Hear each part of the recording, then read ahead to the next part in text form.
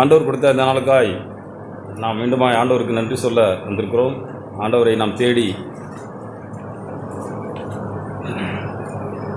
ஆண்டவர் தொடர்ந்து நம்மை இந்த பூமியிலே அவருக்கென்று சிறு கூட்டமாய் அவரை நாம் உயர்த்தும்படிக்கு மகிமைப்படுத்தும்படிக்கு ஆண்டவர் நமக்கு எல்லா தருணங்களையும் கொடுத்திருக்கிறார்.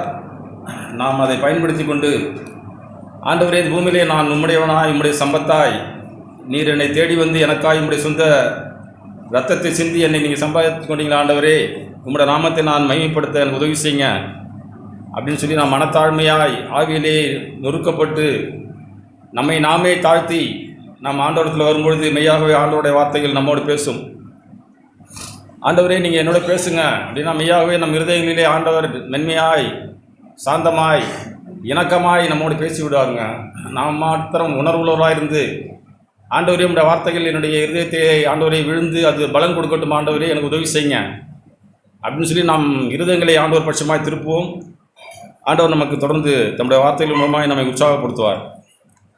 நான் ஒரு வார்த்தையை சொல்லி நான் ஆரம்பிக்கிறேன். போன வாரம் நாம் அநேக காரியங்களை ஆபிரகாமை குறித்து கேட்டோம். ஆபிரகாமுடைய விசுவாசத்தின் ஏற்றம் இறக்கம், அவனுடைய பலவீனம் பலம் எல்லாவற்றையும் குறித்து நாம் கேட்டோம்.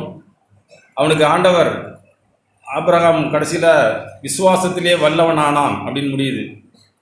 ஒரு விசுவாச வீரனாய் நமக்கு தகப்பனாய் அந்த ஆபிரகாம் வல்லவராகிவிட்டார். விசுவாசத்திலே ஆண்டவர் ஒன்றை இல்லாதவையிலிருந்து ஒன்றை உருவாக்குகிற தேவன் அப்படின்னு சொல்லி ஆழமாய் நம்பி விசுவாசித்து தன்னுடைய பலவீனத்தை அவருக்கு ஒரு பொருட்டாக எண்ணாமல் ஆண்டவர் வாக்குத்தத்தம் பண்ணினதை நிறைவேற்ற வல்லவராக இருக்கிறார் என்று முழு நிச்சயமாய் நம்பி அந்த முழு நிச்சயம் நமக்கும் உண்டாகணுங்க.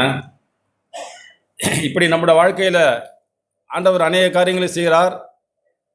நாம் ஆண்டவருடைய அந்த ஆபிரகாமுடைய விசுவாசத்தை கடந்த வாரில் கேட்டது போல இப்போ நாம் இன்னொருடைய தேவனுடைய வார்த்தையை நாம் கேட்க போகிறோம். நமக்கு சோதிக்கப்படுகிற எல்லா வேலைகளிலுமே உதவி செய்ய வல்லவராக இருக்கிற அந்த ஆண்டவர் எப்படி ஆபிரகாம் விசுவாசத்திலே வல்லவனான் வாழ்ந்தது போல நாம் சோதிக்கப்படுகிற எல்லா காரியங்களிலும் ஆண்டவராக இயேசு நமக்கு உதவி செய்ய வல்லவராக இருக்கிறார். ஆபிரகாமை தேவன் தன்னுடைய சிநேகிதனே என்று சொல்லி அவனை முத்தரித்தார். இயேசு கிறிஸ்து நம்மை சொந்த பிள்ளைகளாய் நம்மை அவருடைய குமாரனும் குமாரித்துகளுமாய் முன்குறித்திருக்கிறார். அதுபோல் நாம் ஆண்டவரை நாம் தொடர்ந்து விசுவாசமாய் ஆண்டவரே நீர் என்னுடைய விசுவாசத்திற்கு நீங்கள் உதவி செய்ய வல்லவராக இருக்கிற ஆண்டவராக இயேசுவே நான் உண்மை சார்ந்து வாழ உதவி செய்யுங்க, என்னிடத்தில் இருக்க அறியாமையை எடுத்து காட்டுங்க ஆண்டவரே, என் செவிகளை திறந்தருளும், உங்களுடைய சித்தம் செய்ய உதவி செய்யுங்க அப்படின்னு சொல்லி நாம் ஆழமாய் விருப்பமாய் நாம் ஆண்டவரத்தில் வந்தால் மெய்யாகவே நம்முடைய இருதயங்களை ஆண்டவர் திருப்புவாருங்க. நாம் அநேக ஆண்டுகளாய் வார்த்தைகளை கேட்டு கேட்டு நம் வார்த்தைகளிலே அல்லல் தட்டக்கூடாது, அசட்டை பண்ணக்கூடாது. ஆண்டவரே நீங்கள் பேசுகிற வார்த்தைகள் என்னுடைய வாழ்க்கையிலே அது ஆண்டவரே என்னை மாற்றட்டும் ஆண்டவரே, அது என்னுடைய மாம்சமாய் மாறட்டும் ஆண்டவரே, நான் ஆண்டவரே ஒரு கருக்குள்ள மனுஷனாய் உன் வார்த்தைகளை கேட்டு அதன்படி வாழ என்னை அர்ப்பணிக்கிறேன். நம்முடைய இருதயம் இப்படி ஆவலாக இருக்கும்போது ஆவியானவர் நம்மோடு பேசுவாருங்க. இருதயத்திலே நொறுங்குண்டு பணிந்த ஆவியினிடத்தில் வாசம் பண்ணுன்னா ஆண்டவர் நம்முடைய இருதயத்தை பார்க்கிறார். நம் இருதயத்தை யாருமே பார்க்கலன்னு சொல்லி நம்மை நாமே வஞ்சித்துக்க கூடாது. தன் இருதயத்தை நம்புகிறவன் மூடன் இருக்கு. நம் ஆண்டவரை நாம் நம்மே நம்பக்கூடாது. நம்மை படைத்த அந்த ஆண்டவரை நான் நம்பி வாழும்பொழுது ஆண்டவரே நீர் என்னோடு பேசுங்க ஆண்டவரே, என் இருதயத்தில் இருக்கிற பொல்லாப்பை எனக்கு எடுத்து காட்டுங்க ஆண்டவரே, நான் உம்முடைய பிள்ளையாய் இந்த பூமியிலே வளர்ந்து உண்மை கனம் பண்ணணுமே, உண்மை தேடணுமே, நீங்கள் அதற்காக தானே ஆண்டவரே இந்த பூமிக்கு இறங்கி வந்தீங்க. ஆண்டவரை குறித்து நம்ம கேட்டோம். பரிசுத்தர் பரிசுத்தர் நித்தியவாசி, பாவமே அறியாத அந்த ஆண்டவர் உங்களுக்காகவும் எனக்காகவும் பாவமானாருங்க. அந்த இயேசுவை நாம் ஆராதிக்க வந்திருக்கிற ஜனங்கள் நம்ம அவரை ஆழமாய் கண்டுகொண்டு அவரை பிரியப்படுத்தி ஆண்டவரே என்னுடைய மாம்சத்திலும் ஆவியிலும் உண்டான எல்லா அசுசு நீங்கள் என்னை கழுவிக்கொள்ள நான் வந்திருக்கிற ஆண்டவரே எனக்கு உதவி செய்யுங்க அப்படின்னு சொல்லி நாம் இப்படி விருப்பமாய் வந்தால் ஆண்டவருடைய வார்த்தைகள் நம்மை அவர் பட்சமாய் திருப்பிவிடும். ஒரு வார்த்தையை நாம் படிக்கலாம். 2 கொரிந்தியர் புஸ்தகம் அங்கே 250ஆம் பக்கம். அங்கே மேலேருந்து அந்நிய நுகத்திலே அவிசுவாசிகளுடனே பிணைக்கப்படாதிருப்பீர்களாக, நீதிக்கும் அநீதிக்கும் சம்பந்தம் ஏது? 6ஆம் அதிகாரம் 14ஆம் வசனம். ஒளிக்கும் இருளுக்கும் ஐக்கியம் ஏது அப்படின்னு சொல்லிட்டு, தேவனுடைய ஆலயத்துக்கும் விக்கிரகங்களுக்கும் சம்பந்தம் ஏது? நான் அவர்களுக்குள்ளே வாசம் பண்ணி அவர்களுக்குள்ளே உலாவி அவர்கள் தேவனாயிருப்பேன், அவர்கள் என் ஜனங்களாயிருப்பார்கள் என்று தேவன் சொன்னபடி நீங்கள் ஜீவனுள்ள தேவனுடைய ஆலயமாக இருக்கிறீர்களே. ஆகையால் ஆனபடியினால் நீங்கள் இந்த உலக மனுஷர்களிடத்திலிருந்தும் அவிசுவாசிகளிலிருந்தும் நாம் பிரிந்து அசுத்தமானதை தொடாதிருக்கும்படி கர்த்தராகிய ஆண்டவர் சொல்லுகிறார். நாம் அப்படி வாழ்ந்தோம்னா அப்பொழுது நான் உங்களை ஏற்றுக்கொண்டு உங்களுக்கு பிதாவாக இருப்பேன், நீங்கள் எனக்கு குமாரரும் குமாரத்திகளுமாக இருப்பீர்கள் என்று சர்வ வல்லமையுள்ள கர்த்தர் சொல்லுகிறார். இப்படிப்பட்ட வாக்கு தத்தங்கள் நமக்கு உண்டாயிருக்கிறபடியினால் பிரியமானவர்களே, மாம்சத்திலும் ஆவியிலும் உண்டான எல்லா அசுசியும் நீங்க நம்மை சுத்திகரித்து கொண்டு பரிசுத்தமாகுதலை தெய்வ பயத்தோடு நாம் பூரணப்படுத்தக்கூடவும். ஒரு பரிசுத்தமாகுதலுடைய வாழ்க்கைக்கு நாம் வந்திருக்கோங்க. நாம் அந்த புதுசில் இருந்தது போல் இன்றைக்கி இல்லை. எவ்வளோ மாறி எவ்வளோ காரியங்களை நாம் செய்துக்கிட்டே வர்றோம். இருந்தாலும் நம்ம அநேகர் அப்படி இருக்கிறோமான்னு சொல்லி நாம் பரிசுத்தமாகுதலை நான் தெய்வ பயத்தோடு நான் பூரணப்படுத்துகிற ஒரு மனுஷனாக இருக்கணுமே. ஆண்டவரே, என்னிடத்துல எந்த ஒளிவும் இருக்கக்கூடாது, மறைவும் இருக்கக்கூடாது. ஆண்டவரத்தில் ஆண்டவரே சொல்கிறாரு, என்னிடத்தில் உள்ளதை உள்ளதென்றும் இல்லதை இல்லதென்றும் சொல்லுங்கள் இருக்கு. ஆண்டவரே, நான் உங்களிடத்தில் நான் எதையும் மறைக்கக்கூடாது. ஆண்டவரே, நம்முடைய இருதயம் அப்படி ஆண்டவருக்கு முன்பாய் நேர்மையாக இருக்கணும். 29 நீதிமொழிகள் 29.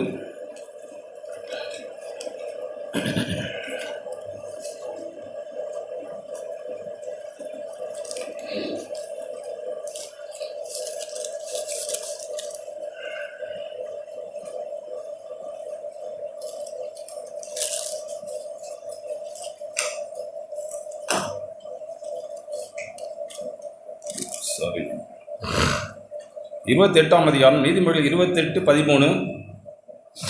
தன் பாவங்களை மறைக்கிறவன் வாழ்வடைய மாட்டான், அவைகளை அறிக்கை செய்து விட்டு விடுகிறவனோ இரக்கம் பெறுவான். தன் பாவங்களை மறைக்கிறவன், ஆண்டவரே, நம்ம ஆண்டவர்கிட்ட போய் தன் பாவங்களை மறைக்கிற நாம் வாழ்வடைய முடியாதுங்க. ஆண்டவரே, அவைகளை நான் அறிக்கை செய்து விட்டு விடுகிறேன், எனக்கு உதவி செய்யுங்க. நான் இப்படி நேர்மையாக வரதான் ஆதியிலிருந்து ஆண்டவர் தம்மிடத்தில் விரும்புகிறார், எதிர்பார்க்கிறார். ஆண்டவரே, நான் நேர்மையாக இருக்க உதவி செய்யுங்க. ஆண்டவரே, என் பாவங்களை அறிக்கையிட உதவி செய்யுங்க. நான் நம்முடைய பாவத்தோடு நம்ம ஆண்டவரத்தில் ஆண்டவர் நம்முடைய ஜபங்களை கேட்கவே மாட்டாருங்க. அதுக்கு மேலே 9ஆம் வசனம் பாருங்க, 28:9. வேதத்தை கேளாதபடி தன் செவியை விலக்குகிறவனுடைய ஜபமும் அருவருப்பானது. ஆண்டவரத்தில் நான் ஆண்டவருடைய வார்த்தைகளை கேட்காம, வேதத்தை கேட்காம, ஆண்டவரே, நான் பாவங்களை அறிக்கையிட்டு மனம் திரும்பாமல் நான் ஜெபித்தேன்னா என்னோட ஜபத்தை ஆண்டவர் கேட்கவே மாட்டார். அந்த ஜபம் சும்மா கூற வரைக்கும் தான் போய் அப்படியே நின்றுடும். ஆண்டவரே, நீங்கள் நான் கூப்பிடும்பொழுது நீங்கள் என்னுடைய சத்தத்தை கேட்கிறது எவனாக இருந்தீங்கன்னா நான் இருதயத்திலே செம்மையுள்ள மனுஷனாய் மனம் திரும்பி, ஆண்டவரே, நான் பரிசுத்தமாகுதலை தெய்வ பயத்தோடு நான் பூரணப்படுத்த உதவி செய்யுங்க. நம்ம ஒரு நாள் அப்படி கேட்டு பார்க்கணுங்க.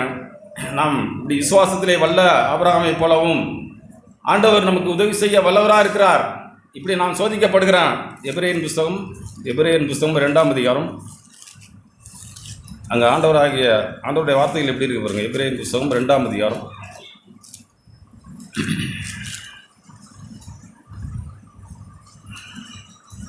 15ஆம் வசனம். ஜீவகாலமெல்லாம் மரண பயத்தினாலே அடிமைத்தனத்திற்குள்ளானவர்கள் யாவரையும் விடுதலை பண்ணும்படிக்கு அப்படியானார்.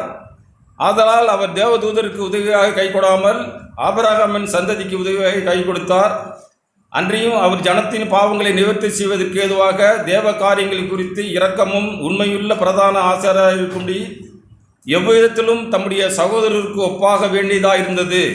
ஆதலால் அவதாமே சோதிக்கப்பட்டு பாடுபட்டதினாலே அவர் சோதிக்கப்படுகிற அவர்களுக்கு உதவி செய்ய வல்லவராக இருக்கிறார்.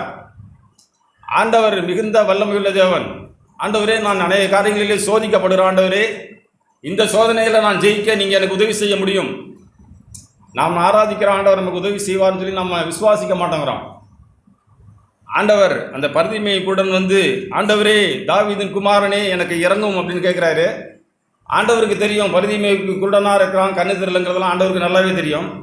நான் உனக்கு என்ன செய்ய வேண்டும் அப்படின்னு ஆண்டவராக இயேசு கேட்குறாரு. அப்போ என்ன சொல்கிறான், ஆண்டவரே, என்னுடைய கண்கள் திறக்கப்பட வேண்டும் சொல்லி அவன் அப்படி கேட்குறான். தாழ்மையாய் நேர்மையாய் உன்னுடைய விசுவாசன்படி உனக்காக கடவுதுன்னு சொல்லி ஆண்டவர் அவனுடைய வாயின் வார்த்தையின்படி அவனுடைய கண்களை திறக்கிறாருங்க. இப்படி நம்முடைய இருதயங்களில் ஆண்டவரே, நான் சோதிக்கப்படுகிற ஆண்டவரே, இந்த சோதனைகளை தப்பித்துக்கொள்ள நீங்கள் உதவி செய்ய வல்லவராக இருக்கிறார் என்று நான் வாசித்திருக்கிறேனே, இந்த சோதனைகளை தப்பித்துக்கொள்ளும் பாக்கி எனக்கு உண்டாக்கி விடுங்க ஆண்டவரே அப்படின்னு சொல்லி நாம் நேர்மையாக இப்படி ஆண்டவரத்தில் பாதத்தில் விழுந்தால் போதுங்க. நமக்கு இருதயம் மறுக்குது. நாம் ஆண்டவரத்தில் மூடி மூடி மூடி மூடி ஆதியிலே ஆதாம் செய்தது போல ஆதாம் என்ன செய்தார்? குளிர்ச்சியான வேலையிலே ஆண்டவருடைய சத்தத்தை கேட்டு ஆண்டவர் ஆதாமை சந்திக்க வர்றாரு. ஆண்டவரை பார்த்தோன்னே ஆதாம் என்ன சொல்லணும்? ஆண்டவரே, நீங்கள் சொன்ன காரியத்தில் நான் மீறி நடந்துட்ட ஆண்டவரே, என்னை மன்னிச்சிங்க அப்படின்னு சொல்லிட்டு தான் அவன் காலில் விழுந்துருக்கணும். ஆண்டவருடைய சத்தத்தை கேட்டு தோட்டத்திலே நான் விலகி ஒளிந்து கொண்டேன்னு சொல்லி சாக்கு போக்கு சொல்கிறான் ஆண்டாம். நாமும் அநேக விஷயங்களில் ஆண்டவருக்கு சாக்கு போக்கு சொல்லி நாமே மறைத்துக் கொள்கிறோம். ஆண்டவருக்கு எல்லாமே தெரியுங்க. ஆண்டவருக்கு தெரியாத ஒன்றுமே நடக்காது இந்த பூமியில். ஆண்டவரே, என்னோடய வாழ்க்கையில் எல்லாமே நமக்கு தெரியுமே, என்னுடைய தாயின் கர்ப்பத்திலே நீங்கள் என்னை உருவாக்குன ஆண்டவர் சொல்லி நான் பாடுறான் பேசுகிறேன். ஆனால் என்னுடைய பாவத்தை ஆண்டவருக்கு நான் மூடலாமனா ஆண்டவர் பார்ப்பாருங்கிற பயம் இல்லாமல் போகுதுங்க. ஆண்டவரே, நீர் என்னை பார்க்கிற தேவன், நீர் என்னை காண்கிற தேவன், நீங்கள் எனக்கு உதவி செய்ய முடியும் ஆண்டவரே. சோதிக்கப்படுகிற எனக்கு நீங்கள் உதவி செய்கிற வல்லமையுள்ள தேவன். நான் உங்களிடத்தில் வந்துடுறேன் ஆண்டவரே, இந்த சோதனையில் தப்பித்துக்கொள்ளும் போக்க எனக்கு காட்டுங்க ஆண்டவரேன்னா ஆண்டவர் மெய்யாகவே நமக்கு காட்டுவாருங்க. ஆண்டவர் நமக்கு காட்டாமல் இருக்கிறதுக்கு ஒரே காரணம் நாம் மறைத்துக்கொள்கிறோம், மறைக்கிறோம். ஆண்டவருக்கு உணர்ந்து சொல்லி நாம் அவிசுவாசப்படுறோம். ஆண்டவரே, உங்களுக்கு எல்லாம் தெரியும்னு சொல்லி நாம் நேர்மையாக வர தெரியல. பேதுருவை போல ஆண்டவரே, சாவிலும் வாழ்விலும் நான் உண்மை பின்பற்றி வருவேன் அப்படின்னு சொல்லி மார்தட்டி கரங்களை உயர்த்தி ஆண்டவரே, நான் உங்களுக்காக சாக தயாருங்கிறாரு. ஆண்டவர் சொல்கிறாரு, இன்னைக்கு சேவல் 2 தரம் கூவுறதுக்குள்ளே நீ 3 தரம் என்னை மறுதளிப்பாய்ங்கிறாரு. அதெல்லாம் இல்லை ஆண்டவரே, நான் அப்படிலாம் செய்ய மாட்டேன் ஆண்டவரே, அப்படிலாம் இல்லைன்னு சொல்லி அவன் தன்னுடைய இருதயத்தில் ஆழமாய் தன்னுடைய மாம்ச புயத்தில் நான் உங்களுக்காக சாக தயார் ஆண்டவர் சொல்லி இப்படி வீரமாக இருந்த பேதுரு சூழ்நிலை வருது ஆண்டவரை மறுதளிக்கவும் சத்தியம் பண்ணவும் தொடங்குறாரு. அந்த காரியங்களில் ஆண்டவர் பேதுருவை திரும்பி பார்ப்பாருங்க.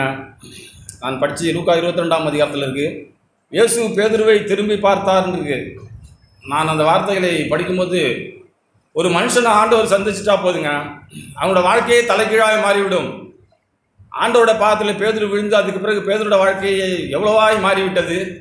ஆண்டவரே, என்னை மன்னிச்சிருங்க ஆண்டவரே, நான் துரோகி ஆண்டவரே, நான் பாவி ஆண்டவரே, உண்மை காட்டி கொடுத்து உண்மை மறுதளித்த மனுஷ ஆண்டவர்னு சொல்லி நேர்மையாய் வந்தோடனே ஆண்டவர் சொல்கிறாரு, சீமோனே சீமோனே, நீ பயப்படாத, நீ விழுந்து போகணும்னு தெரிஞ்சுதான் நான் உனக்கு முன்னுமே நான் ஜெபம் பண்ணேன்.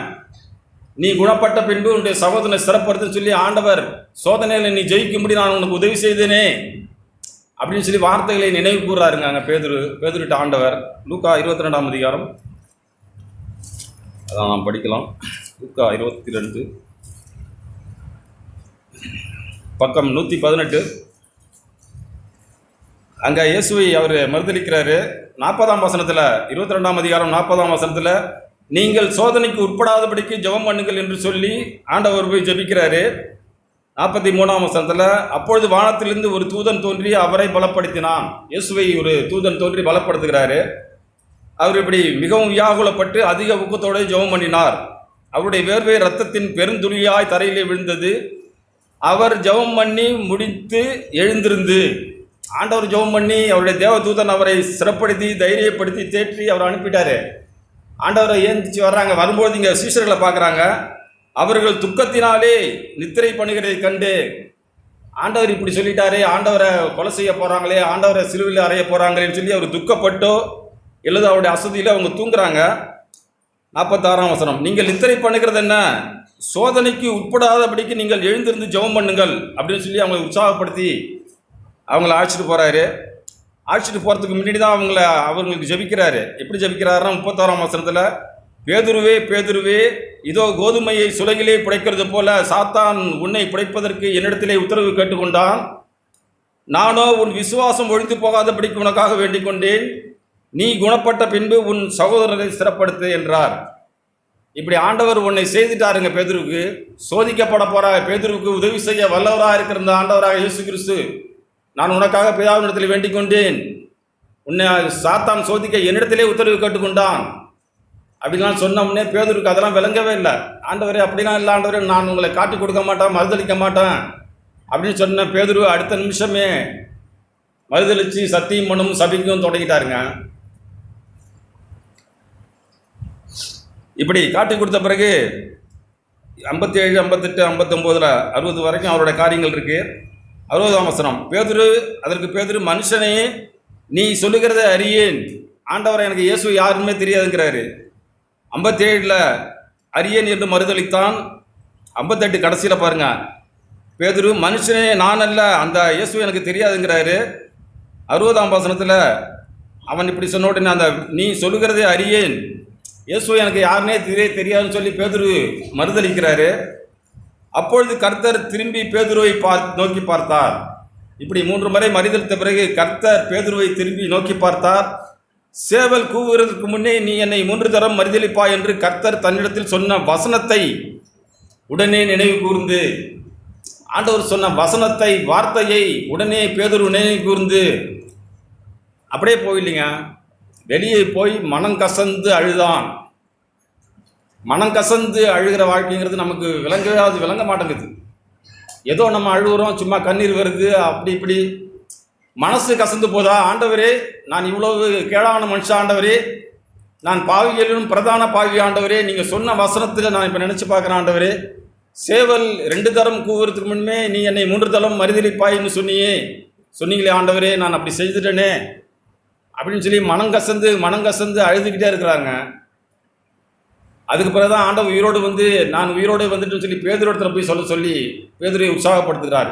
இப்படி சோதிக்கப்படுகிற நம்முடைய வாழ்க்கையிலே ஆண்டவரே நீங்கள் உதவி செய்ய வல்லவராக இருக்கிறீர், நான் என்னை மறைத்து கொள்ளாமல் நம்மிடத்தில் வர உதவி செய்யுங்க, என் பாவங்களை மறைக்கிற நான் வாழ்வடைய மாட்டேன், அவைகளை அறிக்கை செய்து விட்டு விடு. நம்மளத்துல என்ன பாவம் இருக்குன்னு சொல்லி கேட்குறோமா? நாம தாங்க கேட்டு பார்க்கணும். ஆண்டவருடைய இடத்துல எத்தனையோ யாருக்குமே தெரியாது, மனைவிக்கு தெரியாத புருஷன் செய்கிற பாவங்கள் அநேகமாக இருக்குது. மனைவி புருஷனுக்கு தெரியாமல் செய்கிற பாவங்கள் அநேகமாக இருக்குது. ஆண்டவரே, இதுக்கு நான் என்ன செய்ய முடியும்? நாங்கள் என்ன பூத கண்ணாடி வச்சா கண்டுபிடிக்க முடியும்னா முடியாதுங்க. கர்த்தருக்கு பயந்து, ஆண்டவரே என்னோடய வாழ்க்கையில் நீங்கள் என்னை காண்கிற தேவன், என் பாவங்களை நான் உமக்கும் என்னுடைய புருஷனுக்கும் மறைக்காமல் ஆண்டவரே நான் சொல்லி மனம் திரும்பிடுற ஆண்டவரே, நீங்கள் உதவி செய்கிற வல்லவராக இருக்கிற ஆண்டவராக இயேசு, எனக்கு நீங்கள் உதவி செய்வீங்க. நம்ம இருதயங்களை இப்படி திருப்பணும்னா மெய்யாகவே நமக்கு ஆண்டவர் உதவி செய்ய வல்லவராக இருக்கிறார். நம்ம மூடி வச்சோம்னா காரியங்களை தேவன் ஒரு நாளைக்கு வெளிப்படுத்துவாருங்க. நான் ஒரு சம்பவத்தை கடந்த நாளில் படித்து உற்சாகம் அடைஞ்சேன். யோசுவாவின் புஸ்தகம்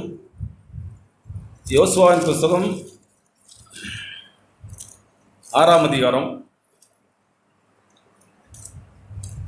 அங்கே யோசுவா அநேக ஜனங்களை, அநேக தேசங்களை ஆண்டவர் யோசுவா கூட இருந்து பிடிக்கிறாரு.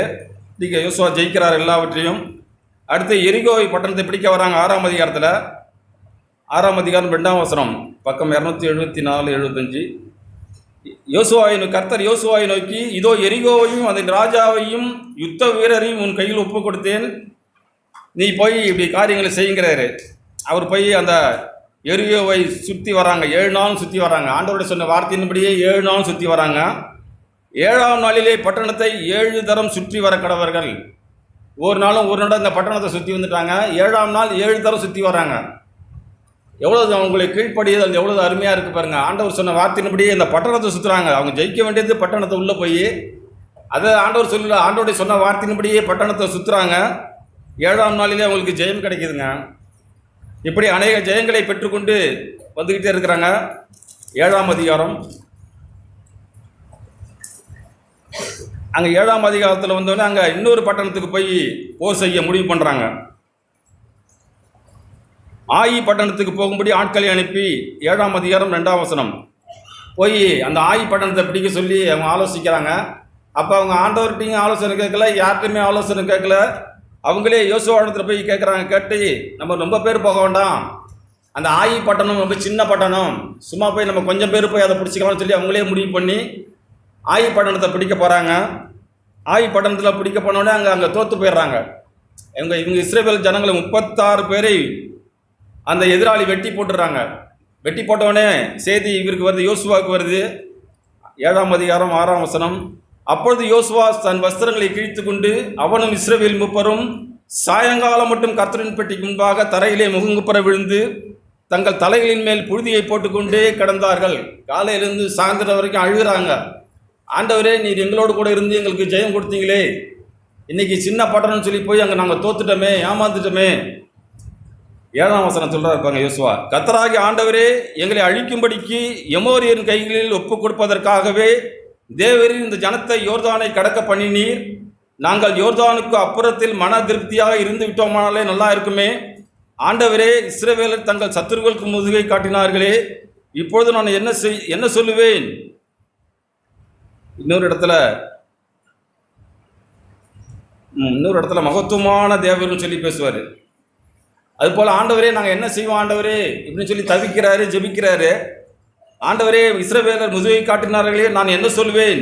கானானியரும் தேசத்து குடிகளும் யாவரும் இதை கட்டி எங்களை வளைந்து கொண்டு எங்கள் பேரை பூமியில் இராதபடிக்கு வேறறுக்க பண்ணுவார்களே, அப்பொழுது உமது மகத்துவமான நாமத்துக்கு என்ன செய்வீர்? எப்படி அருமையாக சொல்கிறார். ஆண்டவரே உங்களுடைய மகத்துவமான நாமத்திற்கு நாங்கள் தூஷணத்தை கொண்டு வந்துடுவோமே, எதிராளி எங்களை அழிக்கும் போது ஆண்டவரே நாங்கள் அப்படி கீழே கிடக்கும்போது உங்களுடைய மகத்துவமான நாமத்தை நீங்கள் என்ன செய்வீங்க ஆண்டவரே?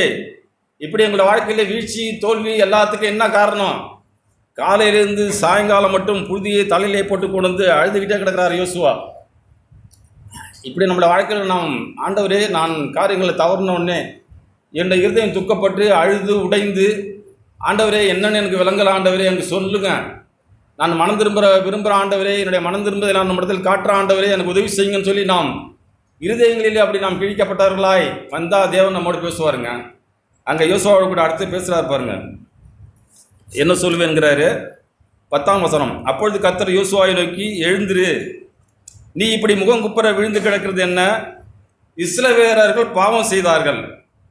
உடனே ஆண்டவர் சொல்றார் யோசுவாவோட பார்த்து, அவர்களுக்கு கட்டளையிட்ட என் உடன்படிக்கையை மீறினார்கள், சாபத்தீடானதில் எடுத்துக்கொண்டதும் களவு செய்ததும் வஞ்சித்ததும் தங்கள் பண்டம் பாடிகளுக்குள்ளே வைத்ததும் உண்டே. எல்லாத்தையும் ஆண்டவர் யோசுவாட்ட தெளிவாக சொல்லிடுறாரு. நான் உங்களை அந்த எதிராளிகிட்ட செய்ய சொன்ன காரியங்கள் எல்லாம் நீங்கள் செய்யாமல் உடன்படிக்கையை மீறிட்டீங்க, சாபத்தீடானதில் நீங்கள் எடுத்துக்கொண்டீங்க, களவு செய்தீங்க, இப்படி ஒன்று ஒன்றா சொல்லிக்கிட்டே வர்றாரு. வஞ்சித்ததும் களவு செய்ததும் தங்கள் பண்டம்பாடிகளுக்குள்ளே அதை ஒளித்து வைத்ததும். அநேக விஷயங்களை நாம் ஒளிச்சு வச்சுக்கிறோம்ல, யாருக்குமே தெரியாதுன்னா, தெரியாமல் இருந்தால் நல்லது தான். தெரிய வரும்போது அது நம்மளுடைய ஆவிக்குரிய வாழ்க்கையில் மரணத்தை கொடுக்குமே. ஆண்டவரே உண்மை விட்டு என்னை அது தூரப்படுத்துமே, நான் என்னுடைய வாழ்க்கையை ஒளித்து வைத்துக்க கூடாது அப்படின்னு சொல்லி நாம் நேர்மையாக வர விரும்பினா ஆண்டவர் நமக்கு அப்பப்போ காரியங்களை ஆவியானவர் நமக்கு உணர்த்துவாருங்க. பரிசுத்த ஆவியானவர் என்னை உணர்த்துவார். ஆண்டவரே நான் ஆபிரகாமின் விசுவாசத்தை பின்பற்றி எனக்கு உதவி செய்கிற வல்லவராக இருக்கிற இயேசுவின் விசுவாசத்தை பின்பற்றி ஆண்டவரே நான் சீஷனாய் வாழ விரும்புகிற ஆண்டவரே, ஏதோ அற்புதத்தை கண்டு இன்றைக்கி நான் நல்லா இருக்கிறேன், எனக்கு அது இருக்குது இது இருக்குது, இதெல்லாம் ஒன்றுமே இல்லைங்க. நம்ம எத்தனையோ முறை கேட்டிருக்கோம், எல்லாருக்கும் உலகத்தாருக்கு நடக்கிறது போல் எனக்கு நடக்குது ஆண்டவரே. மழை பெய்யுது, காலங்களில் சீராய் விவசாயத்தில் நெல் விளையுது, அவங்களுடைய காரியங்கள் எல்லாம் சாமர்த்தியமாக நடக்குது ஆண்டவரே. அதுபோல் எனக்கு நடக்குது, வேறு ஒன்றுமே இல்லை, நான் ஒன்றும் விசேஷமான மனுஷன் இல்லை ஆண்டவரே. ஆகிலும் என்னுடைய இதயத்திலே சமாதானம் இருக்கு, சந்தோஷம் இருக்கு, இல்லாமையிலே திருப்தி இருக்கு ஆண்டவரே. நாளைக்காக நான் கவலைப்படாமல் என்னை வாழ கற்றுக் கொடுத்தீங்களே. இப்படியெல்லாம் நாம் வாழும்போது ஆண்டவர் நம்மோடு பேசுவாருங்க. இப்படி தான் வாழ்க்கை. ஏதோ பெருசாக கோட்டை கட்டி வாழ்கிற வாழ்க்கை இல்லைங்க. ஆண்டவரே நான் நித்திய வாசி, இந்த பூமியில் எனக்கு ஒன்றுமே வேண்டாம் ஆண்டவரே, நித்தியத்துக்கு நான் தயாராகிற ஆண்டவரே. பாதாளத்தின் திறவுகோலை வச்சிருக்கிற ஆண்டவர். நம்முடைய வாழ்க்கையில் நாம் சாவுக்கு பயப்படவே கூடாதுங்க. நான் இப்படி தான் நேற்று சும்மா என்னோட இதயத்திறப்பை உணர்ந்து யோசித்தேன். என் மனைவியை பார்த்து நான் என் மனசுள்ளே கேட்டேன், முன்னாடி சாக போகிறது நீனா இல்லது பின்னாடி சாக போகிறது நானா? நான் தீர்மானம் பண்ணினேன், நான் தான் சீக்கிரமாக செத்து போயிடணும்னு சொல்லி என்ன முடிவு பண்ணேன். ஏன்னா எனக்கு இப்படி சரியாய் என்னுடைய காரியங்களுக்கு செம்மையாய் ஆகாரம் செய்து கொடுக்குற எனக்கு ஏற்ற துணையை கொடுத்தீங்களா ஆண்டவரே. எங்கள் வீட்டில் 2 சமையல் நடக்குங்க, ஒரு அசைவம் ஒரு சைவம். ரெண்டையும் 25 ஆண்டுகளாய் 27-30 ஆண்டு காலங்களாய் எனக்கும் என்னுடைய பிள்ளைகளுக்கும் போஷித்த என்னுடைய மனைவிக்கு முன்னாடி நான் செத்துன்னு ஆண்டவரே எனக்கு உதவி செய்யுங்க. நான் அவிசுவாசப்பட்டு சொல்ல, ஏன்னா நான் அவ்வளோ பலவீனம், நம்மளுடைய இதயத்தில் இருக்கிறதுலாம் அவ்வளோ பலவீனம். இப்படி யோசிக்கும்பொழுது ஆண்டவர் சொன்னார், நீ விரும்பாத சாவு என் கையில் இருக்குது. நம்ம சாத்தான்ட்ட நம்முடைய சாவு இல்லைங்க, இயேசு கிறிஸ்துவினுடைய கையில் நம்முடைய மரணம் இருக்குது. பாதாளத்தின் திறவுகோல் ஆண்டவராக இயேசுகிட்ட இருக்குது. நீங்களும் நானும் பயப்பட வேண்டாம். ஆண்டவரே நீங்கள் முன்குறித்த அன்னைக்கு நானோ என்னுடைய மனைவியோ யாரும் நீங்கள் முன்குறிச்சிங்களோ அவங்க நாங்கள் நம்முடைய ராஜ்யத்துக்கு வர்ற ஆண்டவரே, இந்த வாழ்க்கையில் நாங்கள் சமாதானமாக மாத்திரம் வாழ எங்களுக்கு உதவி செய்யுங்க அப்படின்னு சொல்லி நாம் தைரியமாக இருந்தோம்னா தொடர்ந்து நம்முடைய பலவீனத்திலே அவர் நம்மை பலப்படுத்த வல்லவராக இருக்கிறார். இப்படி ஆண்டவர் யோசுவாட்ட சொன்ன உடனே யோசுவா யாருன்னு கண்டுபிடிக்கிறாரு. உடனே கண்டுபிடிச்ச அவனுக்குள்ள யார் இந்த பாவம் செய்தான்னு. 14ஆம் வசனம். இஸ்ரவேல் புத்திரர் தங்கள் சத்துருக்களுக்கு முன்பாக நிற்கக்கூடாமல் தங்கள் சத்துருக்களுக்கு முதுகை காட்டினார்கள். அவர்கள் சாபத்தீடானார்கள். நீங்கள் சாபத்தீடானதை உங்கள் நடுவிலிருந்து நிக்கிரகம் பண்ணாவிட்டால் இனி நான் உங்களோடு இரேன். நீங்கள் சாபத்தீடான காரியங்கள் உங்கள்கிட்ட இருக்குது, இப்போ நீங்கள் அதை உங்களை விட்டு விலக்காட்டி நான் உங்கள் கூட இருக்க மாட்டேன். யோசுவாவே உங்க கூட நான் இருக்க மாட்டேன் அப்படின்னு சொல்லிட்டு திரும்பவும் எழுந்திரு, நீ ஜனங்களை பரிசுத்தம் பண்ணி காரியங்களை செய்யுங்கிறாரு. ஆண்டவரே எப்படி செய்யணும்னு சொல்லி கேட்ட பிறகு ஆண்டவர் அவருக்கு காரியங்களை விளக்கிறாரு. காலையிலே நீங்கள் கோத்திரம் கோத்திரமாய் வர வேண்டும், அப்பொழுது கர்த்தர் குறிக்கிற கோத்திரம் வம்சம் வம்சமாய் வர வேண்டும், கர்த்தர் குறிக்கிற வம்சம் குடும்ப குடும்பமாய் வர வேண்டும், கர்த்தர் குறிக்கிற குடும்பம் பேர் பேராக வர வேண்டும். கண்டுபிடிச்சிட்டாருங்க. வம்சம் குடும்பம் இப்படி கொண்டாந்துட்டாரு. அப்பொழுது சாபத்தீடானதை எடுத்தவனாய் கண்டுபிடிக்கப்படுகிறவன் கர்த்தருடைய உடன்படிக்கையை மீறி இஸ்ரவேலிலே மதியேடான காரியத்தை செய்தபடியினால் அவனும் அவனுக்குள்ள யாவும் அக்கினியிலே சுட்டரிக்கப்படுவது என்றார். கண்டுபிடிச்சி அந்த குடும்பத்தை யாருன்னு கண்டுபிடிச்சின்னா அவங்கள்ட்ட நீ கண்டுபிடிச்ச எல்லா காரியங்களும் சுட்டரிக்கப்பட வேண்டும். அங்கே தீர்ப்பு சொல்லிட்டார் ஆண்டவர் யோசுவாட்ட. உடனே ஆண்டவர் யோசுவாக்கு அதிகாலமே எழுந்து எல்லாம் செய்கிறாரு. செஞ்ச பிறகு அங்கே ஒரு மனுஷனை கூறி கண்டுபிடிச்சிட்டாங்க. சேராகியரின் வம்சத்தை பேர் பேராக வரப்பண்ணின போது சப்தி குறிக்கப்பட்டான். அவன் வீட்டாரை அவன் பேர் பேராக வரப்பண்ணின போது யூதா கோத்திரத்து சேராகின் குமாரனாகிய சப்திக்கு பிறந்த கர்மியின் மகன் ஆகான் குறிக்கப்பட்டான். அப்பொழுது யோசுவா ஆகானை நோக்கி, மகனே, நீ இப்பொழுது இஸ்ரவேலின் தேவனாய கர்த்தரை மகிமைப்படுத்து, அவருக்கு முன்பாக எனக்கு சொல்லு, நீ செய்ததை எனக்கு சொல்லு, அதை எனக்கு ஒழிக்காதே என்றான். அப்பொழுது ஆகான் யோசுவாவை நோக்கி பிரதியுத்தரமாக, மெய்யாகவே நான் இஸ்ரவேலின் தேவனாய கர்த்தருக்கு விரோதமாக பாவம் செய்தேன், இன்னின்ன பிரகாரமாக செய்தேன். அருமையாக சொல்லிட்டார். நான் இப்படிலாம் செய்தான். நேர்மையாக ஒத்துக்கொள்கிறார்.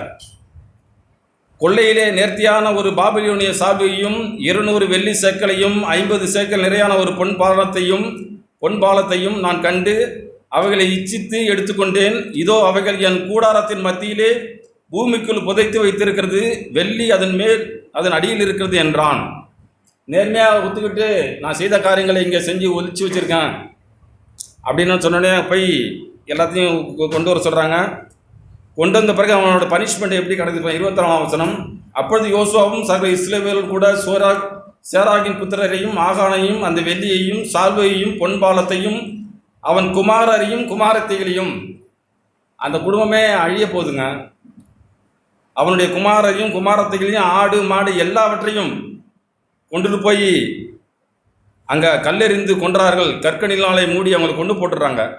இப்படி ஆண்டவருடைய உக்கிரத்தை அந்த நாட்டிலே யோசுவா மாற பண்ணி ஆண்டவருடைய இருதயத்தை இப்படி குளுமைப்படுத்தினாருங்க.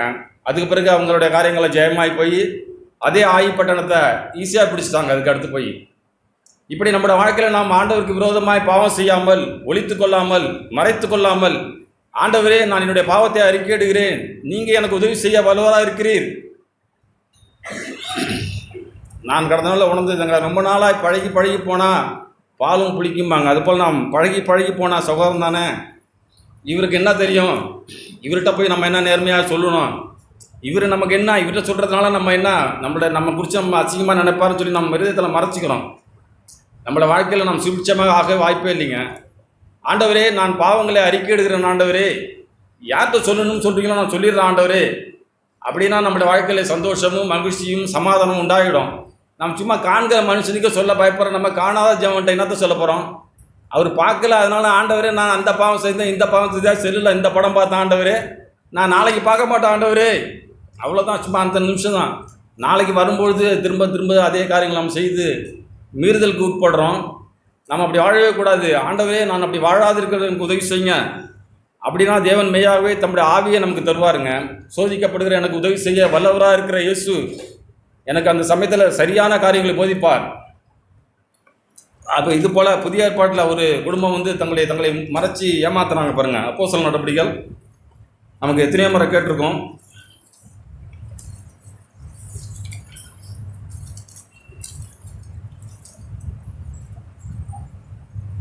அங்கே அவங்க எப்படி செஞ்சாங்கன்னா, 4ஆம் அதிகாரம் கடைசியில் நிலங்களையும் வீடுகளையும் உடையவைகளை விற்று எல்லாவற்றையும் பொதுவாய் கொண்டு வந்து சபையிலே வைத்த அந்த குடும்பத்தாரை போல நாங்களும் தங்களை காட்டிக்கொள்ள வேண்டும் விரும்பி ஒரு காரியத்தை செய்ய ஆரம்பித்தாங்க. 4ஆம் அதிகாரம் 31ஆம் வசனம், நிலங்களையும் வீடுகளையும் உடையவர்கள் அவைகளை விற்று விற்கப்பட்டவர்களின் கிரயத்தை கொண்டு வந்து அப்போஸ்தலருடைய பாதத்திலே வைத்தார்கள். எல்லாவற்றையும் எல்லாரும் சமமாய் அனுபவிக்கிறாங்க. அப்போ லேவியனும் சீப்புரு திவானும் லேவியனும் அப்போஸ்தலராலே ஆறுதலின் மகன் என்று அர்த்தம் கொள்ளும் பர்னபா என்னும் மறுபேர் பெற்றவனாகிய யோசே என்பவனும் தனக்கு உண்டாயிருந்த நிலத்தை விற்று அது முழு பணத்தையும் 10 லட்சத்துக்கு விற்றார்னா 10 லட்சம் ரூபாயும் கொண்டு வந்து அப்போஸ்தலருடைய பாதத்திலே வைத்தார். அவரை பர்னபாவை பார்த்து யோசேவை பார்த்து அவங்கள போல செய்யணும் முடிவு பண்ணி அனனியா என்னும் பேருள்ள ஒரு குடும்பமும் அவனுடைய மனைவி சப்பீராலும் தங்களுடைய நிலங்களையும் விற்று காணியாட்சியை விற்று தன் மனைவி அறிய ஆண்டவர் ஆவியானவர் அருமையாக எழுதியிருக்கிறாங்க. தன் மனைவி அறிய தன் புருஷன் அறிய நம்ம 2 பேரும் பேசி கூடி ஒன்று செய்ய போகிறோம் சொல்ல போகிறோம். அங்கே போகும்போது பேதுரு வாசலில் நிற்பார். அவர்கிட்ட நீ கேட்டால் ஆமான்னு சொல்லு, நான் கேட்டால் ஆமான்னு சொல்கிறேன். 5000 தான் விற்றீங்களா? ஆமாம் பிரதர் 5000 தான் விற்றுன்னு சொல்லி தைரியமாக சொல்லுப்பா. நானும் அதான் சொல்ல போகிறேன், மாற்றிக்கிட்டு சொல்லிடாதா அப்படின்னு சொல்லி 2 பேரும் டீல் பண்ணிக்கிறாங்க, பேசிக்கிறாங்க. நேராக சபைக்கு வர்றாங்க. வரும்பொழுது தன் மனைவி அறிய அவன் கிரயத்திலே ஒரு பங்கை வஞ்சித்து வைத்து ஒரு பங்கை எடுத்துக்கொண்டு வந்து அப்போஸ்தலருடைய பாதத்திலே வைத்தான். காணிக்கப்பட்டியில் கொண்டாந்து விற்கிறார். யார்? அனனியா. பேதுரு வாசலில் நிற்கிறாங்க. வாசலில் நிற்கிற பேதுரு, அனனியாவே, அருணாச்சலமே, அந்த இடத்துல நம்ம யாரு பேரை நம்ம என்ன போட்டுக்கலாங்க. உன்னுடைய நிலத்தை கிரயத்திலே ஒரு பங்கை வஞ்சித்து வைத்து பரிசுத்த ஆவியானவரிடத்தில் பொய் சொல்லும்படி சாத்தான் உன் இருதயத்தை நிரப்பினது என்ன? நீ இப்படி சபையில் வந்து தைரியமாய் சொல்லும்படி உன் இருதயத்தை சாத்தானுக்கு நீ இடம் கொடுத்தியே, உன் இருதயத்தை சாத்தான் நிரப்பனேன், அவனுக்கு வரிவாசலை உண்டு பண்ணிவிட்டியே. சாத்தான் உன் இருதயத்தை நிரப்பினது என்ன? அதை விற்கும் முன் அது உன்னுடையதாக இருக்கவில்லையோ? அதை விற்ற பின்பு அதன் கிரயம் முன்னிடத்தில் உன் வசத்தில் இருக்கவில்லையோ? நீ உன் இருதயத்திலே இப்படிப்பட்ட எண்ணம் கொண்டது என்ன? நீ உன் இருதயத்திலே இப்படிப்பட்ட எண்ணம் கொண்டது என்ன? அங்கே என்ன இருக்கிறார்? பேதுரு தானே, மீன் பிடிக்கிற மனுஷன் தானே, அவருக்கு என்ன தெரியும்? அவருக்கு ஒன்றுமே தானே தெரியாது. அவருக்கு ஒன்றும் தெரியாது. அவருக்குள்ளே இருக்கிற ஆவியானவருக்கு எல்லாம் தெரியுமே. ஆண்டவரே, பேதுருக்கு வேணா ஒன்றும் தெரியலன்னு சொல்லி நீங்கள் சொல்கிறது உண்மைதான். அவருக்குள்ளே இருக்க ஆவியானவர் நான் ஏமாற்ற போகிறேனேங்கிற உணர்வு இல்லாமல் அப்படிலாம் இல்லை பிரதர், நாங்கள் விற்றது இவ்வளோதான் வருதுன்னு சொல்லும்போது அவன் நேரடியாகவே கையும் குளமாக பிடிக்கிறாரு. பிடிச்ச உடனே எங்கள் அனனியா என்ன செய்கிறாரு? இந்த வார்த்தைகளை கேட்டவே விழுந்து ஜீவனை விட்டான். வார்த்தைகளை கேட்ட உடனே எங்கள் அனனியா செத்துறாருங்க. காரியம் முடிஞ்சு போச்சு. அவரை கொண்டு அடக்கம் பண்ணுறாங்க.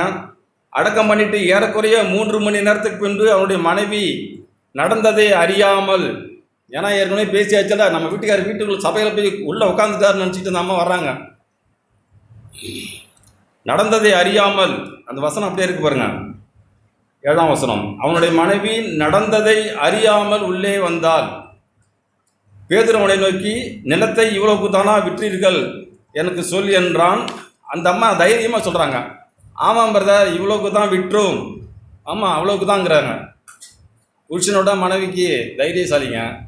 பேதுரு அங்கே அனனியாவது வாயை திறக்காமல் செத்துட்டாரு. இந்த அம்மாக்காரங்க ஆமாம் பிரதர் அவ்வளோக்கு தான் வித்தங்கிறாரு. பேதுரு அந்த சகோதரியை நோக்கி, கர்த்தருடைய ஆவியை சோதிக்கிறதற்கு நீங்கள் ஒருமனப்பட்டது என்ன?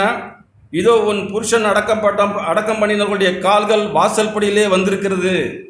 அவங்க போய் அடக்கம் பண்ணிட்டு 3 மணி நேரத்தில் வந்துட்டாங்க சபைக்கு. மீண்டுமா வாசப்படியில் நிற்கிறாங்க. அடுத்து இங்கே 2வது சாவு நடக்குதுங்க. மனைவி சப்பீரால் செத்து போகிறாங்க. இப்படி தங்களுடைய வாழ்க்கையில பாவத்தை மறைத்து, யார் அப்போஸ்தலர் பாதத்தில் விற்று, ஆண்டவர் பேதுருவே நாங்கள் இவ்வளோக்கு விற்றோம், இவ்வளோ எங்கள் வீட்டில் வச்சுக்கிட்டோம், எங்களுக்கு தேவை இருக்குது, பாதியை நாங்கள் உங்கள்கிட்ட தர்றோம் அப்படின்னு சொன்னால் அவங்க ஒன்றும் சொல்ல போகிறதே இல்லை. ஆனால் அவங்க என்ன செய்யணும்னா, பர்னபாவை போல ஆறுதலின் மகன், ஆறுதலின் குடும்பம் நாங்கள் தான் சொல்லி பேரெடுக்க விரும்பியிருக்காங்க. ஆவியானவர் அவங்களுக்கு இடம் கொடுக்கலிங்க. இப்படி நம்மளோட வாழ்க்கையில் நாம் பாவத்தை மறைக்காமல், ஆண்டவரே நீங்கள் என்னை காண்கிற தேவன், நான் ஆகாவனை போல இருந்துடக்கூடாது ஆண்டவரே, என்னோட வாழ்க்கையிலே ஒளிவு மறைவு இல்லாத நான் காட்டக்கூடாது ஆண்டவரே, நான் உம்முடைய வார்த்தையின்படி உள்ளதை உள்ளதென்றும் இல்லதை இல்லதென்றும் அதற்கு மிஞ்சினது தீமையினால் உண்டானது என்றும் நான் அறிந்து கொள்ள நீர் எனக்கு சொல்லியிருக்கீங்களே, உம்முடைய வசனம் எனக்கு பேசுது ஆண்டவரே. எப்படி பேதுருட்ட அந்த வசனத்தை பேதுரு நினைவு கூறுவது போல, ஆண்டவரே அந்த வசனத்தை நான் நினைவு கூற உதவி செய்யுங்க. அதுக்கு தாங்க சபையில் வந்தால் சொல்லுகிற வார்த்தைகளை நாம் கவனமாக கேட்கணுங்கிறது. அந்த வசனத்தை, இயேசு சொன்ன அந்த வசனத்தை, பேதுருவே நீ என்னை மறுதலிப்பாய் என்று சொன்ன அந்த வசனத்தை பேதுரு நினைவு கூர்ந்து மனம் கசந்து அழுதாருங்க. இப்படி நம்மளோட வாழ்க்கையில் ஒரு மனக்கசப்பு உண்டாகணுங்க. பாவத்திற்கு விரோதமாய், ஆண்டவரே, நீங்கள் இந்த பூமியில் வச்சிருக்கிற ஒரு அதிகாரத்துக்கு நான் கீழ்ப்படிஞ்சிடறேன் ஆண்டவரே, நான் நேர்மையாக நடந்துக்கிறேன், இதில் எனக்கு மிகுந்த சந்தோஷம் உண்டாகுமே, சமாதானம் உண்டாகுமே, எனக்கு ஒரு ஆலோசனை சொல்லுவாங்களே, நான் ஏன் ஆண்டவரை மறைக்கணும்னு சொல்லி நான் மறைக்க விரும்பாமல் இருந்தால் போதுங்க. மெய்யாகவே நாம் சபையிலிருந்து ஆண்டோட நாமத்தை உயர்வாய் நாம் உயர்த்த முடியும். வேறு நம்ம ஒன்றுமே செய்ய வேண்டாம். ஆண்டவரே, இந்த பூமியிலே கொடுத்துருக்க இந்த வாழ்க்கையிலே நானும் என் வீட்டாரும் சமாதானமாக இருந்த உதவி செய்யுங்க ஆண்டவரே.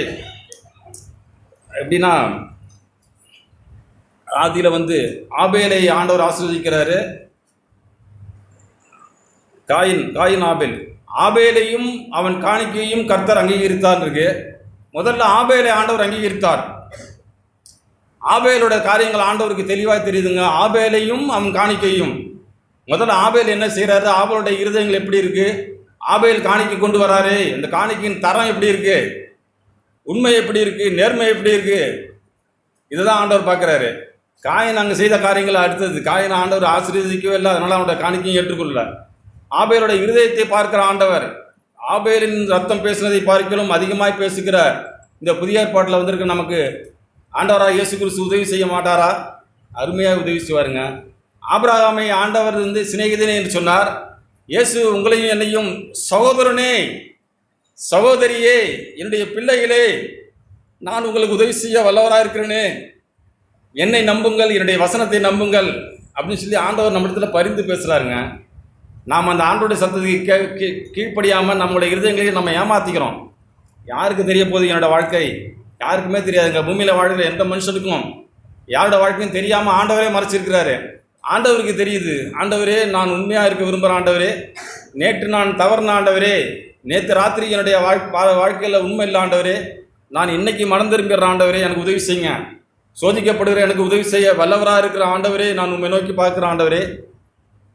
பழைய ஏற்பாட்டில் எப்படி தான் இருக்குது, பாம்பு கடிக்கப்பட்டவன் எவனும் அந்த சிலுவையை நோக்கி பார்க்க கடவுள் இருக்குது. மோசே ஏற்படுத்தினாங்க வெண்கல சர்ப்பத்தை. பாவம் செஞ்ச உடனே, பாம்பு கடிச்ச உடனே நான் அந்த வெண்கல சர்ப்பத்தை நோக்கி பார்த்தா தாங்க பிழைக்க முடியும். பாம்பு கடிச்சிட்டுன்னா நான் பாம்பு அடிக்க முற்பட்டேன்னா பிழைக்க மாட்டேன்.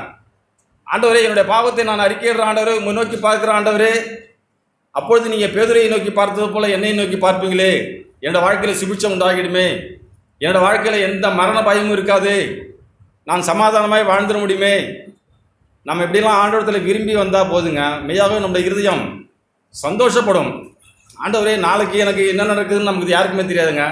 நாளைக்கு நடப்பதை நீ அறியாயோ, இன்னைக்கு நான் வாழ்கிறேன் ஆண்டவரே, இன்னைக்கு நான் சமாதானமாய் சந்தோஷமாய் முழுக்கூட நான் வாழ்ந்துட எனக்கு உதவி செய்யுங்க அப்படின்னு சொல்லி நம்ம ஆண்டவரத்தில் போனோம்னா மெய்யாகவே உதவி செய்கிற எனக்கு ஆண்டவர் வல்லவராக இருக்கிறார்.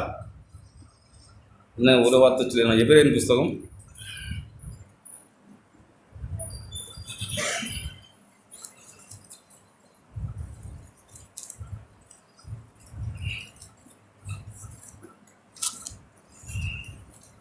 2ஆம் அதிகாரம், எபிரேயர் 2ஆம் அதிகாரம்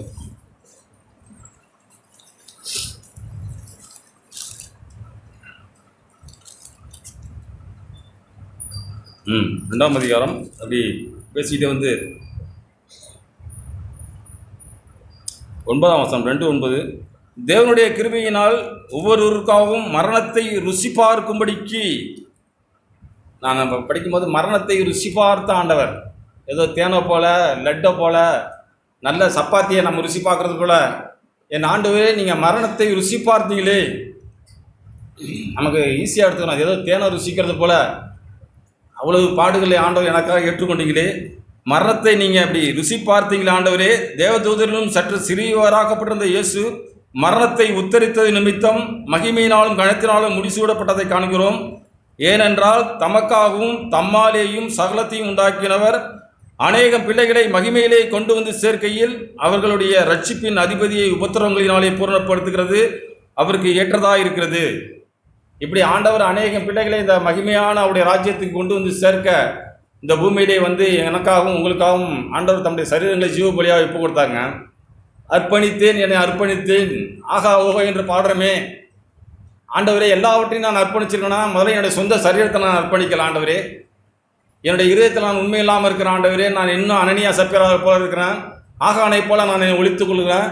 யாருக்குமே தெரியாது, இவர் தானே, இவருக்கு என்னடா தெரிய போகணும்னு சொல்லி நாம் மனுஷரை பார்க்குறோம். இவர் தானே தெரியாதுங்க, இவருங்கிற அவருக்கு ஒன்றுமே தெரியாது. அவருக்குள்ள ஆவியானவருக்கு எல்லாம் தெரியுமே. பேதுருக்குள்ள இந்த பரிசுத்த ஆவியானவர் என்ன சொன்னாரு? நீ பரிசுத்த ஆவியானுக்கு விரோதமாய் நீங்கள் ஒருமனப்பட்டது என்ன? ஆண்டவரே, இப்படி பாவத்துக்கு நாங்கள் ஒருமனப்படாமல், ஆண்டவரே உங்களுடைய சமாதானத்துக்கும் சந்தோஷத்துக்கும் நாங்கள் ஒருமனப்பட்டு விட உதவி செய்யுங்க. ஆண்டவரே, நீர் எங்களை குடும்பமாய் சமாதானமாய் பூமியில் இணைத்திருக்கீங்களே, ஸ்தோத்திரம். நான் மீண்டுமாய் சொல்லி முடிக்கிறேன். என்னுடைய வாழ்க்கையில், திருமண வாழ்க்கையில் ஏற்ற துணையை ஆண்டவர் தாங்க கொண்டு வந்து கொடுத்தாரு. அல்லேலூயா. 27 வருஷத்துக்கு முன்னால் சும்மா போகிற பஸ்ஸில் ஏறி போய் இந்த சகோதரி நீங்கள் திருமணம் பண்ணிங்கன்னு சொன்னோடனே எந்த மறுப்பும் சொல்லாமல் திருமணம் பண்ணிக்கிட்டேன். என்னுடைய மனைவிட்டு அவங்க அப்படி தான் கேட்டிருப்பாங்க. என்னுடைய மனைவிக்கு பொறுப்பு சகோதரன் சேட்டு, எனக்கு பொறுப்பு சகோதரர் அந்தோனியும் அவருடைய மனைவி தாங்க. தாயாகவும் சகோதரனாகவும் எனக்கு அப்பாவாகவும் எல்லாமாகவும் இருந்து நடத்தினார். 250 ரூபாய்க்கு புடவை எடுத்துகிட்டு, என்னுடைய காசு கிடையாது, அவங்க பணத்திலே எடுத்துகிட்டு போய் அந்த ஏதோ கல்யாணம் சீர்ஜாம் சொல்லி அந்த திருமண புடவையாம் அதை கட்டிட்டு தான் கல்யாணம் பண்ணாங்க. 250 ரூபா புடவை எடுத்து கொடுத்த புடவை தான் கட்டிட்டு கல்யாணம் பண்ணோம். அது சுற்றி பீரோவில் வச்சுட்டு புதுசு எடுத்து கட்டவே இல்லை. இன்னைக்கு வரைக்கும் 27 ஆண்டு காலங்களாய் ஆண்டவரே நீர் எங்களை நடத்துறீரு. எத்தனையோ குறைவுகள் எங்களுக்கு இருக்குங்க.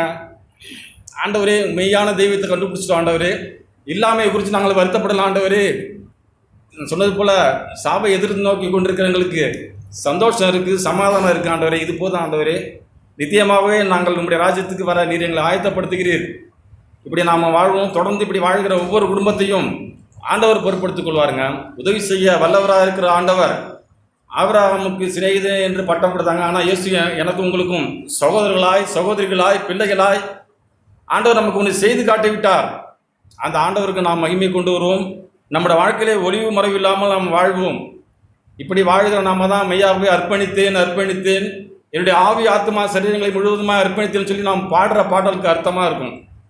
தேவன் தாமே நமக்கு உதவி செய்வாராக. ஆமென். கர்த்தருக்கு ஸ்தோத்திரம். தேவன் பேசின நல்ல வார்த்தைகளுக்காக நான் ஆண்டவருக்கு நன்றி செலுத்துகிறேன். அதாவது நமக்கு பாதுகாப்பான ஒரு இடம் என்ன அப்படின்னா, நாம் பார்த்து நம்மை சுத்திகரித்து கொள்ள தேவனிடம் நம்மை கொடுப்பது. தேவன் நம்மை மனவாட்டியாய் அழைத்திருக்கிறார். அவர் இந்த உலகத்தை விட்டு போகும்போது நம்மை கரைதிரையற்ற சபையாய் தமக்கு முன் நிறுத்தி கொள்வதற்காக எல்லா ப்ரொவிஷன்ஸையும் கொடுத்துட்டார். யூத முறைப்படி என்ன பண்ணுவாங்களாம், அந்த பொண்ணை நிச்சயம் பண்ணிவிட்டு அதுக்கு எல்லாத்தையும் அவங்க பொறுப்பெடுத்துக்கிட்டு போவாங்க. ஒரு நாள் வந்து அந்த மணவாட்டியை தன்னோட கூட்டிகிட்டு போவாங்க. இப்படி தான் நடக்கும். தேவன் நம்மை சுத்திகரித்து தன்னோடு சேர்த்து கொள்வதற்காக நம்மை நீ போ, சுத்தமாயிரு, பரிசுத்தமாயிரு அப்படின்னு சொல்லிட்டு எதையுமே அவர் நீ இப்படி இருந்தால் தான் நான் வந்து உன்னை சேர்த்துக்கொள்வேன் அப்படின்னு ஒருபோதும் கண்டிஷனல் பேஸில், அதாவது நிபந்தனையின் அடிப்படையில் அவர் நம்மை பார்க்கலை. மாறா நமக்கு தேவையான எல்லாவற்றையும் கொடுத்து நம்முடைய எல்லா பலவீனங்களையும் அவர் பொறுப்பெடுத்து கொண்டு நம்மை அவருக்கு முன்பாக பரிசுத்தமாய் நிறுத்தி கொள்ள ஆண்டவர் பிரியப்படுகிறார். நமக்குன்னு ஒரு விருப்பம் இருக்கும், நமக்குன்னு ஒரு விருப்பு வெறுப்புகள் தனிப்பட்ட விதத்தில் இருக்கும். ஆனால் தேவன் என்ன பார்க்கிறார், முழுவதும் நம்முடைய விருப்பங்களை, நம்முடைய சித்தங்களை, நம்முடைய காரியங்கள் எல்லாவற்றையும் அவரிடம் அர்ப்பணிக்க தேவன் விரும்புகிறார். இதில் எங்கேயாவது நாம் குறைவுபடும் போது நாம் பரிசுத்த வாழ்வை விட்டு விலகுகிறோம். இங்கே தான் தேவன் வந்து நம்ம சகோதரன் சொல்லும்போது ஒரு வார்த்தையை நான் கேட்டேன், ஆண்டவரே என்னுடைய பொல்லாப்பை எனக்கு காண்பியும் அப்படின்னு நாம் நேர்மையாய் அவர்கிட்ட வரும்போது தேவன் அதை காண்பித்து தன்னுடைய பக்கமாய் நம்மை எப்போதும் சேர்த்து கொள்கிறவர். அவருக்கு நம்முடைய எல்லா பலகீனங்களும், எல்லா பிரச்சனைகளும், எல்லா காரியங்களும் தெரியும். ஆனால் அவர்கிட்டேருந்து நாம் மறைக்க முடியாது. அதுதான் உண்மை. அதுதான் சங்கீதத்தில் தாவீது பக்தன் 139வது சங்கீதத்தில் இப்படி சொல்கிறார். அந்த வசனத்தை நாம் கொண்டிருந்தோம் அப்படின்னா, ஒருவேளை இது நாம் சங்கீதம் 139:24 வேதனை உண்டாக்கும் வழி என்னிடத்தில் உண்டோ என்று பார்த்து நித்திய வழியிலே என்னை நடத்தும். ஆண்டவரே உமக்கு வேதனை உண்டாக்குற வழி உண்டா அப்படின்னு பழைய உடன்படிக்கையில் ஒரு பக்தன் கேட்டான்.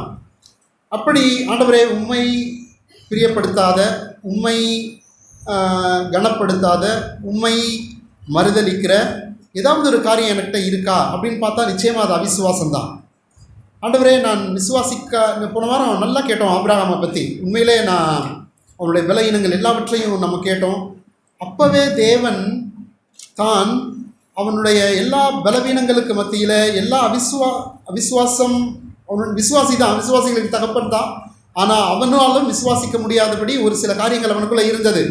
அவைகளின் மத்தியில் தேவன் மேற்கொண்டு தான் யார் அப்படின்னு அவனை அழைத்த அழைப்பை அவனுடைய வாழ்க்கையில் நிச்சயப்படுத்தினார். அந்த அழைப்பை அவனுக்கு தேவன் உறுதிப்படுத்தினார். அந்த அழைப்பை தேவன் அவனுக்கு நிறைவேற்றினார். அவன் கொடுத்த வாக்குத்தத்தங்களை தேவன் நமக்கு எதிர்காலத்தில் நிறைவேற்றினார். அவனை பார்த்தோன்னா அவன் ஒரு பலகீனமான மனுஷன். ஒருவேளை தேவன் அன்னைக்கு ஆபிரகாமோட முழுவதுமாய் தங்கி தரிக்கல. தன்னுடைய மனைவி, அவனுடைய எல்லா காரியங்களுக்கும் மத்தியில் அவன்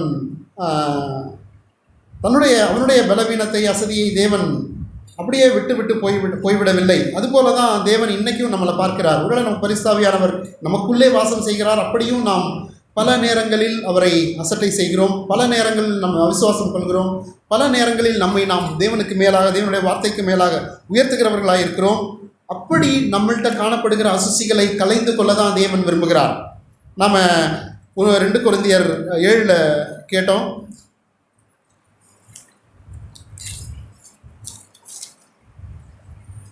மாம்சத்திலும் ஆவியிலும் உண்டான எல்லா அசுசியும் நீங்க நம்மை சுத்திகரித்து கொண்டு பரிசுத்தமாக்குதலை தேவ பயத்தோடே பூரணப்படுத்த கடவோம்.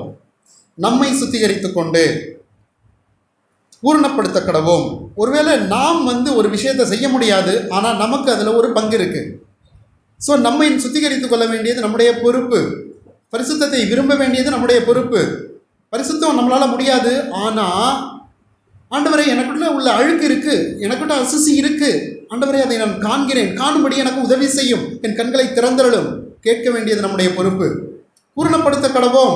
குறைவுள்ளவர்கள், ஆண்டவரே பூரணத்தை நோக்கி நான் போகிறேன், எனக்கு உதவி செய்யும். பூரணப்படுத்த கடவோம். யாரும் நம்ம தான் செய்யணும், தேவனுடைய உதவியோட. தேவன் இல்லாமல் ஒரு விஷயத்தை செய்ய முடியாது. அதுக்கு நான் பின்னாடி காண்பிக்கிறேன். தேவன் தான் பரிசுத்தப்படுத்த வேண்டும். நம்மளால் நம்மை பரிசுத்தப்படுத்தி கொள்ள முடியாது. அது தேவனுடைய பங்கு, தேவனுடைய செயல். ஆனால் சுத்திகரித்து கொள்ள வேண்டியது நம்முடைய விருப்பமாக இருக்க வேண்டும். பல நேரங்கள் அது இருக்கிறதில்லை. பூரணப்படுத்த வேண்டியது நம்முடைய விருப்பமாக இருக்க வேண்டும். நாம் நம்மை பூரணவான்களாய் நினைத்து கொண்டிருக்கிறோம். ஆனால் நம்மள உள்ள குறைவுகளை பரிபூர்ணம் இல்லாமல் பரிபூர்ணத்துக்கு எதிர்ப்பதும் குறைவு. அப்படி குறைவு நம்மள்கிட்ட இருக்கிறத நாம் பார்க்கிறோமா அப்படிங்கிறத நம்ம பார்க்கணும். 1 யோவானில் அடிக்கடி நம்ம கேட்குற அந்த வசனம் 3வது வசனம் 3:3 அவர் மேல் இப்படிப்பட்ட நம்பிக்கை வைத்திருக்கிறவன் எவனும் அவர் சுத்தமுள்ளவராக இருக்கிறது போல தன்னை சுத்திகரித்து கொள்ளுகிறான். அப்போ அவர் சுத்தமுள்ளவராக இருக்கிறோம் பார்க்குறோம், தன்னையும் சுத்திகரித்து கொள்ளுகிறான். நான் என்னை சுத்திகரித்து கொள்ள முடியுமானா முடியாது. அதுக்கு இந்த சுத்தம் வேறு. நம்ம ஜஸ்ட்டு குளிக்கிற மாதிரி கிடையாது. ஆனால் முதல்ல நம்ம குளிக்க போகணுன்னா அதுக்கு நமக்கு சோப்பு வேணும், தண்ணி வேணும் இல்லை? ஆனால் எனக்கு குளிக்கவே விருப்பம் இல்லை, நான் அப்படியே இருக்கிறேன், வசதியாக இருக்குது, அப்படியே தூங்கிடுறேன் அப்படின்னா, இல்லை காலைல எழுந்திரிச்சு அப்படியே நான் வந்துடுறேன் அப்படின்னா நம்ம உடம்பு சுத்தமாகுமா? நான் சுத்தமாகாது. பிறருக்கு அந்த அழுக்கு போகும். அதுபோல தான் நம்மை நாம் சுத்திகரித்துக் கொள்வதற்கு நமக்கு வேறு ஒன்று வேணும். ஆனால் நமக்கு தேவையான விருப்பம் அவசியம். அந்த விருப்பத்தையும் ஆண்டவர் தான் கொடுக்குறார். அதையும் நம்ம பார்க்கலாம். அப்புறம் அதை தான் பார்க்குறோம். எபிரேயர் 2:18 நம்ம கேட்டோம்.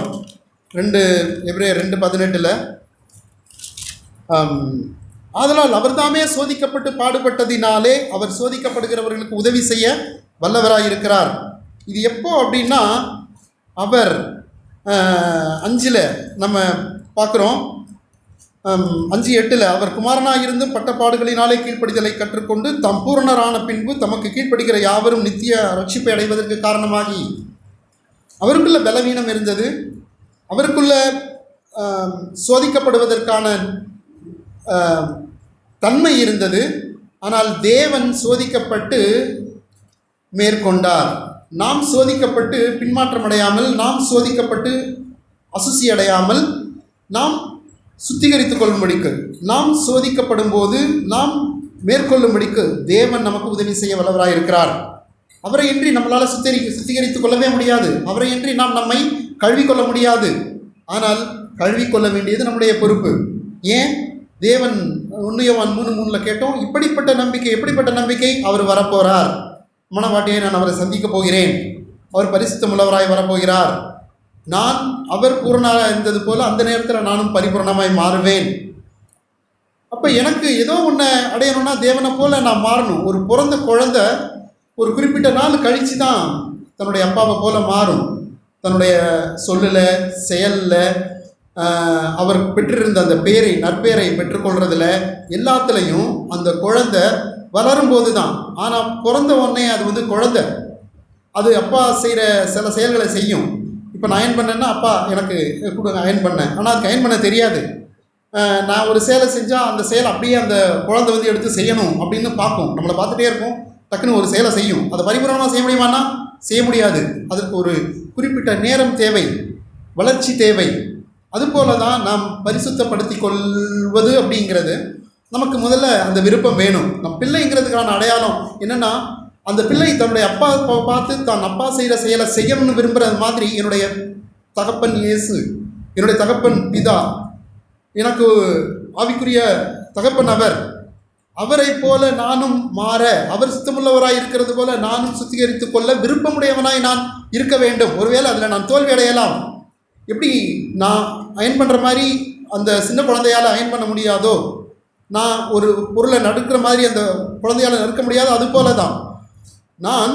ஆனால் அதுக்குள்ளே ஒரு விருப்பம் இருக்குது, வாஞ்சை இருக்குது, அப்பா போல் நான் ஒரு விஷயத்தை செய்யணும்னு நினைக்குது. அது போல தான் முதல்ல எனக்கு அடிப்படையில் தேவை அது. மற்ற காரியங்களை அவர் பொறுப்பெடுத்துக் கொள்வார். ஆனால் அது குழந்தை வளர்ந்து பெரிய ஆளாகி ஆனதுக்கப்புறம் தன்னுடைய அப்பாவை போல் இப்படி நான் நல்ல என்னட்ட ஏதோ பல காரியங்கள், ஒரு குழந்தையாக நம்மள்கிட்ட அநேக காரியங்களை பார்க்கும், அந்த காரியங்களை நிறைவேற்றும், அந்த காரியங்களை செய்யும். அதுபோல் நற்பேருடையவங்களா என்னுடைய அப்பாவை பேரை காப்பாற்றணும் அப்படிங்கிற ஒரு பொறுப்பு அது லேட்டாக தான் வரும். அதுபோல் தான் நமக்குள்ளே இருக்கிற அந்த காரியம் அடிப்படையில் நான் என்னை உணர்ந்து கொள்ள வேண்டும், என்னுடைய பலவீனங்களை அறிந்து கொள்ள வேண்டும், என்னுடைய பாவ தோல்வி அடைகிற இவ்வளோதான் என்னுடைய உள்ளான மனுஷனில் பலம் அப்படிங்கிறத நான் கண்டுகொள்ள வேண்டும். மாறா நான் வளர்ந்தவனாய் இப்போவே நான் அப்படிப்பட்ட ஒருவனாய் நான் என்னை நினைக்கக்கூடாது. அப்படியே தான் அப்போ தான் நமக்கு ஒரு சேஃபான ஒரு இடத்துல நம்ம இருப்போம்.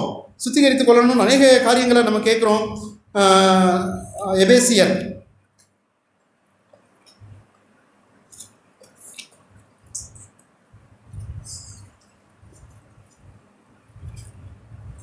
4:20 நீங்களோ இவ்விதமாக கிறிஸ்துவை கற்றுக்கொள்ளவில்லை. இயேசுவினிடத்தில் உள்ள சத்தியத்தின்படியே நீங்கள் அவரிடத்தில் கேட்டறிந்து அவரால் போதிக்கப்பட்டீர்களே. அந்தபடி முந்தின நடக்கைக்குரிய மோசம் போக்கும் இச்சைகளாலே கெட்டுப்போகிற பழைய மனுஷனை நீங்கள் கலைந்து போட்டு உங்கள் உள்ளத்திலே புதிதான ஆவியுள்ளவர்களாகி மெய்யான நீதியிலும் பரிசுத்தத்திலும் தேவனுடைய சாயலாக சிருஷ்டிக்கப்பட்ட புதிய மனுஷனை தரித்து கொள்ளுங்கள். என்கிட்ட ஒரு பழைய மனுஷன் இருக்கான், அதை நான் கலைந்து போடணும், ஒரு புதிய மனுஷனை தரித்து கொள்ளணும், ட்ரெஸ்ஸு போட்டுக்கிற மாதிரி. அப்போ பழசில் என்னென்ன இருக்குது? மோசம் போக்கும் இச்சை இருக்குது, கெட்டுப்போகிற பழைய மனுஷன் எனக்குள்ளே இருக்கான். அது புதிய மனுஷனை நான் தரித்து கொள்ள வேண்டும், நான் தான் தரித்து கொள்ளணும். அப்படின்னா என்ன? நான் எடுத்து மாட்டிக்கிறது இல்லை, எனக்கிட்ட இருக்குது, எனக்கு ஒரு விருப்பம் வேணும், இல்லாட்டி நான் எப்படி அதை மாட்டிப்பேன். இப்போ பர்த்டேக்கு ட்ரெஸ் எடுக்கணும்னு நினைக்கிறாங்க, எனக்கு விருப்பமே இல்லை பர்த்டே கொண்டாட. பர்த்டே ஒரு கிராண்டாக கொண்டாடவோ இல்லை ட்ரெஸ் எடுக்க கூட எனக்கு விருப்பம் இல்லை. வீட்டில் விருப்பப்பட்டாங்கன்றதுக்காக நான் ஒரு விஷயத்தை பண்ண முடியுமா? முதல்ல எனக்கு விருப்பம் வேணும். அவங்களோட சேர்ந்து கொண்டாடுறதுக்கு, சரி ட்ரெஸ் வாங்கி கொடுக்குறீங்களா, வாங்கி போட்டுக்கிறதுக்கு முதல்ல எனக்கு ஒரு விருப்பம் வேணும். அதுதான் நாம் பார்க்கணும். அதே நமக்குள்ளே இருக்கா அப்படின்னு பார்க்கணும். அப்போ தான் நமக்குள்ளே சுத்திகரிப்பு உண்டாகும். அதனோட முதல் அடிப்படை எனக்குள்ள ஒரு விருப்பம் வேணும், எனக்குள்ள உள்ள பலகீனங்களை நான் பார்க்கணும், எனக்குள்ள நேர்மையை, ஆமாம் ஆண்டவரே உம்மை வேதனைப்படுத்துகிற வழிகள் எனக்குள்ள உண்டு, அதை காட்டுங்க அப்படின்னு நம்மை தேவனை நோக்கி கேட்கணும்.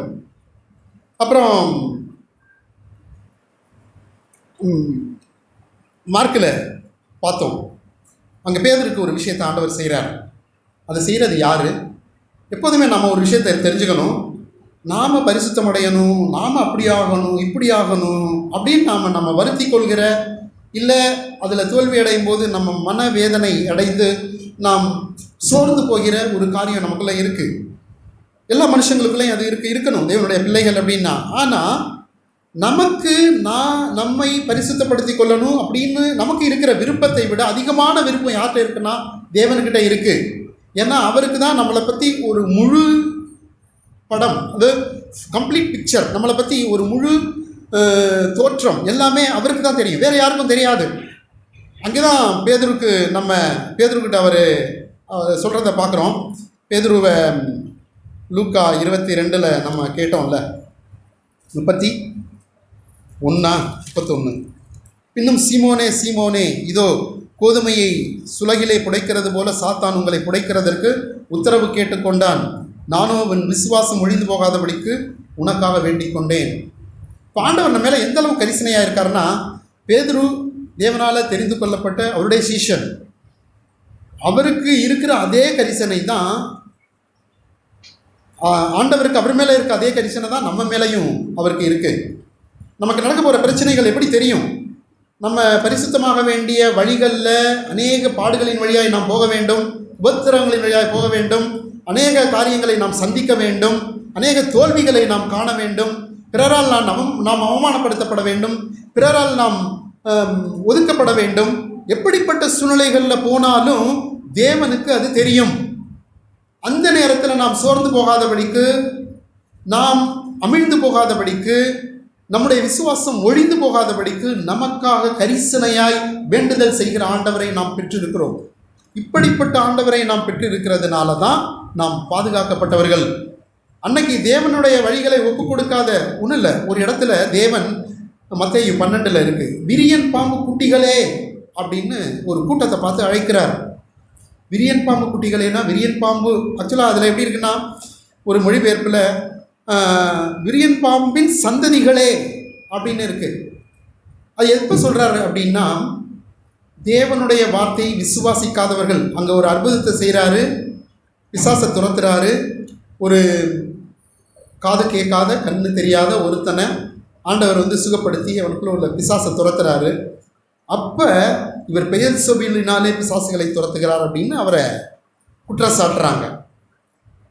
அப்போ தேவன் அங்கே பார்க்கிறார். அப்போ தான் அவர் சொல்கிறார், பரிசுத்தாவியானவருக்கு விரோதமாய் ஒரு விஷயத்தையும் சொல்லாதீங்க.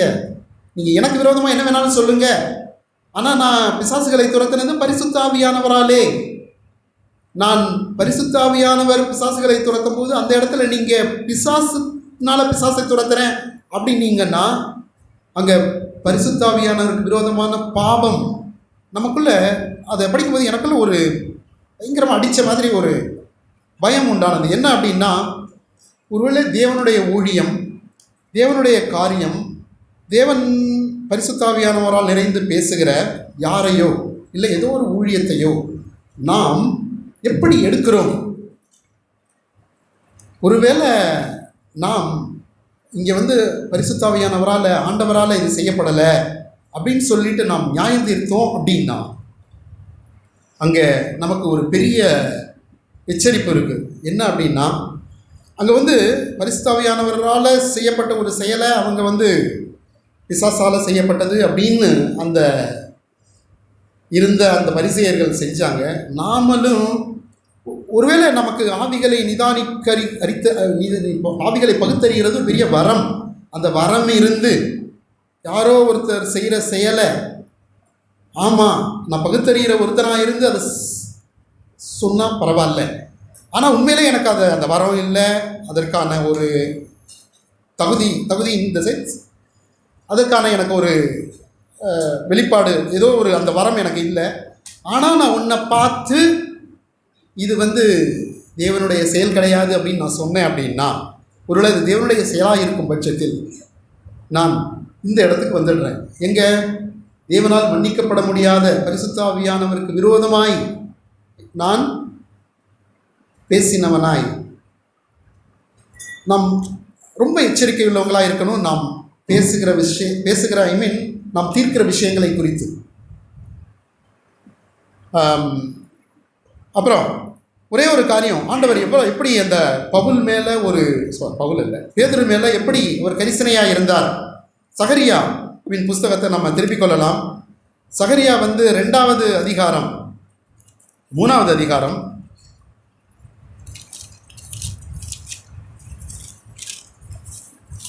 சகரியா 3வது அதிகாரம் 1வது வசனத்திலேருந்து படிக்கிறேன். அவர் பிரதான ஆசாரியனாகி யோசுவாவை எனக்கு காண்பித்தார். அவன் கர்த்தருடைய தூதனுக்கு முன்பாக நின்றான். சாத்தான் அவனுக்கு விரோதம் செய்ய அவன் வலது பக்கத்திலே நின்றான். அப்பொழுது கர்த்தர் சாத்தானை நோக்கி, கர்த்தர் உன்னை கடிந்து கொள்வாராக. சாத்தானே, எருசலேமை தெரிந்து கொண்ட கர்த்தர் உன்னை கடிந்து கொள்வாராக. இவன் அக்கினியில் நின்று தப்புவிக்கப்பட்ட கொல்லி அல்லவா என்றார். யோசுவாவோவெனில் அழுக்கு வஸ்திரம் தரித்தவனாய் தூதனுக்கு முன்பாக நின்றிருந்தான். அவர் தமக்கு முன்பாக நிற்கிறவர்களை நோக்கி, இவன் மேல் இருக்கிற அழுக்கு வஸ்திரங்களை களைந்து போடுங்கள் என்றார். பின்பு அவனை நோக்கி, பார், நான் உன் அக்கிரமத்தை உன்னிலிருந்து நீங்க செய்து உனக்கு சிறந்த வஸ்திரங்களை தரிப்பித்தேன் என்றார். அவன் சிரசின் மேல் சுத்தமான பாகையை வைப்பார்களாக என்றார். அப்பொழுது சுத்தமான பாகையை அவன் சிரசின் மேல் வைத்து அவனுக்கு வஸ்திரங்களை தரிப்பித்தார்கள். கர்த்தருடைய தூதன் அங்கே நின்றார்.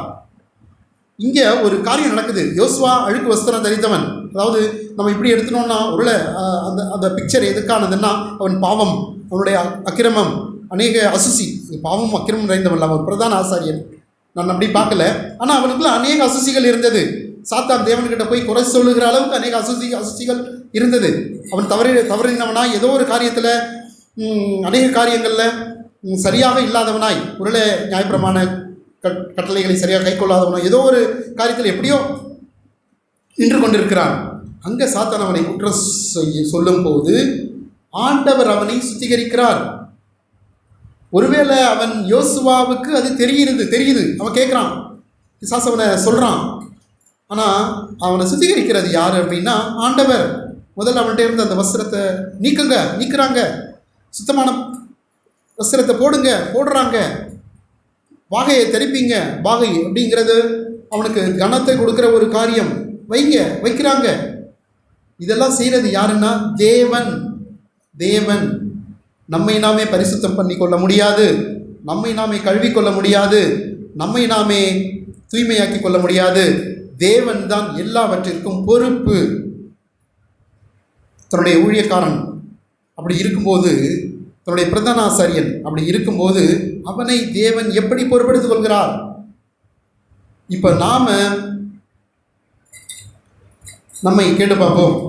தேவன் நம்மை இப்படி பரிசுத்தம் பண்ண விரும்புகிறதற்கு நாம் இடம் கொடுக்கிறோமா? அல்லது பிசாசங்க சொல்லிக்கிட்டு இருக்கான், நம்ம என்ன இருந்து சொல்கிறோம் அப்படிங்கிறத நம்ம கேட்டு பார்ப்போம்.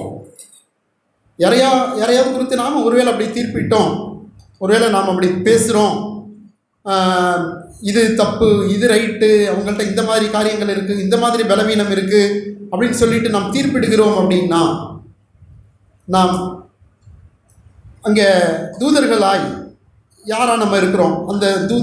அந்த ஆண்டவர் அவங்கள பார்த்து சொல்கிற பிசாசாக இருக்கிறோமா? சாத்தானாக இருப்போமா? இல்லை, நீ போய் அவர்கிட்ட அந்த பாகையை வை, முதல்ல அந்த அழுக்கு வஸ்திரத்தை நல்ல வஸ்திரத்தை போடுன்னு ஆண்டவர் நம்மள்கிட்ட சொல்கிற அவருக்கு பக்கத்தில் இருக்கிற அவருடைய தூதர்களாக இருக்கிறோமா அப்படின்னு நம்ம கேட்டு பார்ப்போம். தேவன் அப்படியே தன்னுடைய பரிசுத்தமாக்குதலை, தன்னுடைய காரியங்களை, தன்னுடைய சுத்திகரிப்பை நம்மில் நிறைவேற்றுவாராக. ஆமென்.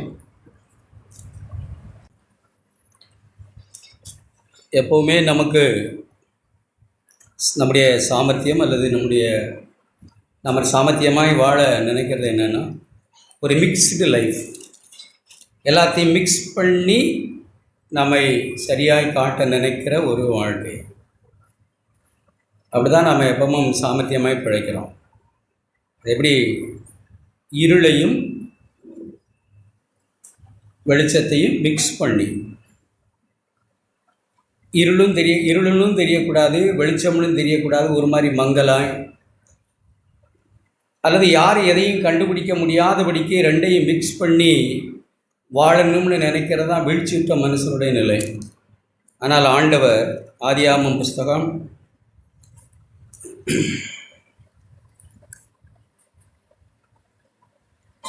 3ஆம் அதிகாரம், நமக்கு முதல் வசனம் 2 வசனம் வாசித்தீங்கன்னா தெரியும்.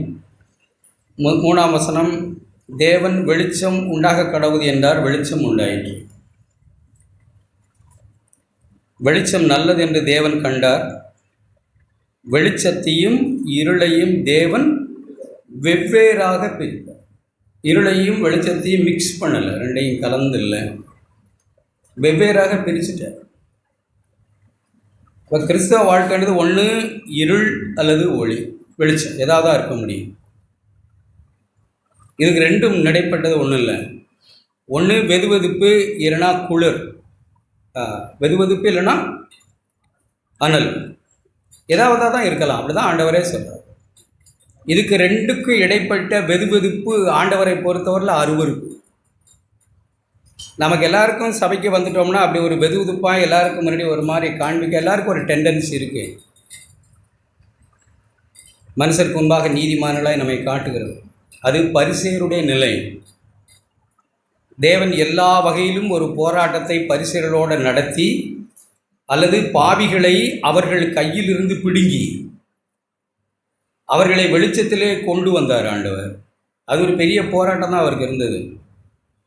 ஏன்னா இந்த பரிசேயர்களோடு அவர் கலந்தால் அவர்கள் இருளையும் ஒளியும் மிக்ஸ் பண்ணி ஒரு மாதிரி அருவருப்பானவர்களாய் தேவனுக்கு முன்பாக போய்விடுவாங்க. வெளிச்சம்னா வெளிச்சம், இருள்னா இருள். அதுதான் கிறிஸ்தவ வாழ்க்கை. உள்ளதுனா உள்ளது, இல்லதுன்னா இல்லை. அதுதான் கிறிஸ்தவ வாழ்க்கை. இதுக்கு ரெண்டுக்கு நடுவில் ஒரு கிறிஸ்தவ வாழ்க்கை இல்லை. நாம் வாசித்தோம் 2 கொரிந்தியர் 6ஆம் அதிகாரத்தில். நீங்கள் அதை முதல் வசனத்திலிருந்தே நாம் அதை வாசித்தோமானால் அவர் எப்படி பேசுகிறார் பவுல் தன்னுடைய மனசில்.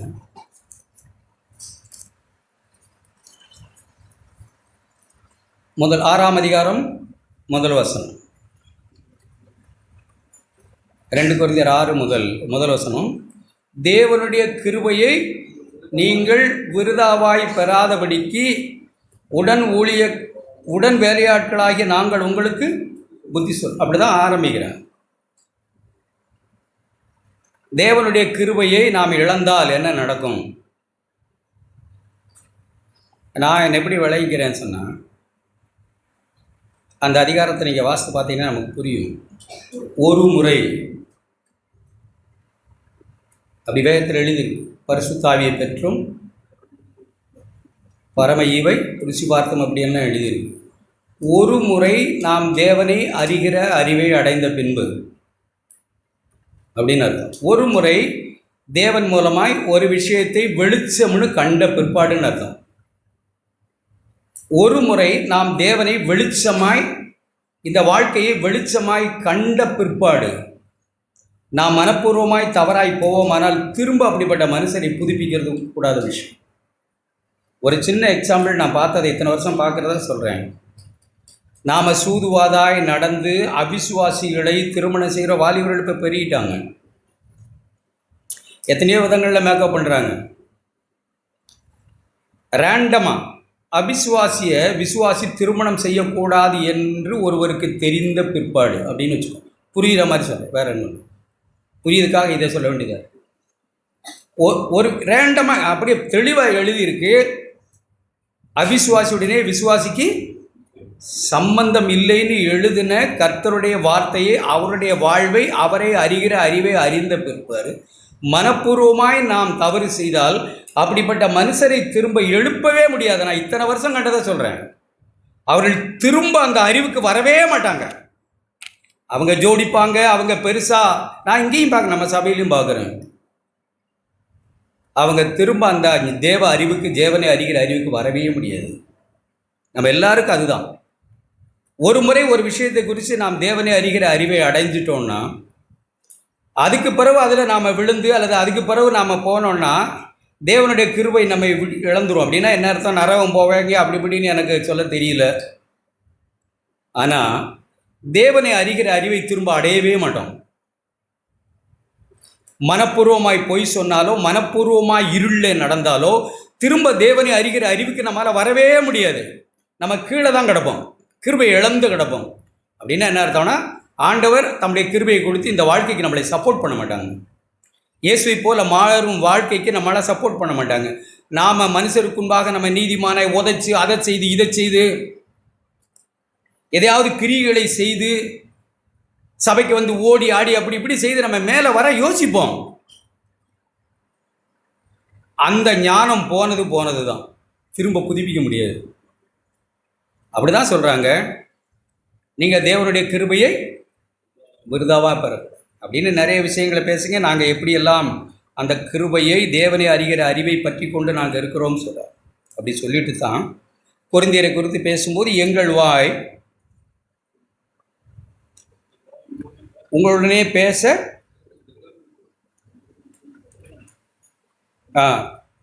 திறந்திருக்கிறது, எங்கள் இருதயம் பூரித்திருக்கிறது.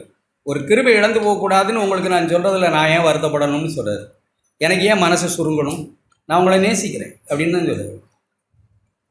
உங்கள் உள்ளம் எங்களை குறித்து, எங்கள் உள்ளம் உங்களை குறித்து நெருக்கமடையலை. நம் தேவனுடைய கிருபையை விருதாவாக பெறக்கூடாது பிரதர். நம்ம இருளையும் ஒளியும் மிக்ஸ் பண்ணக்கூடாது, நாம் வெதுவெதுப்பாக இருக்கக்கூடாது. ஒன்று அனலாக இருக்கணும், இல்லைன்னா குளிராக இருக்கணும், ஏதாவது ஒன்று இருக்கணும். இல்லைன்னா தேவன் வாந்தி பண்ணி போடுவார்னு சொல்கிறதுல பவுலுக்கு அவருடைய வாய் அவருடைய உள்ளம் நெருக்கமடையலை.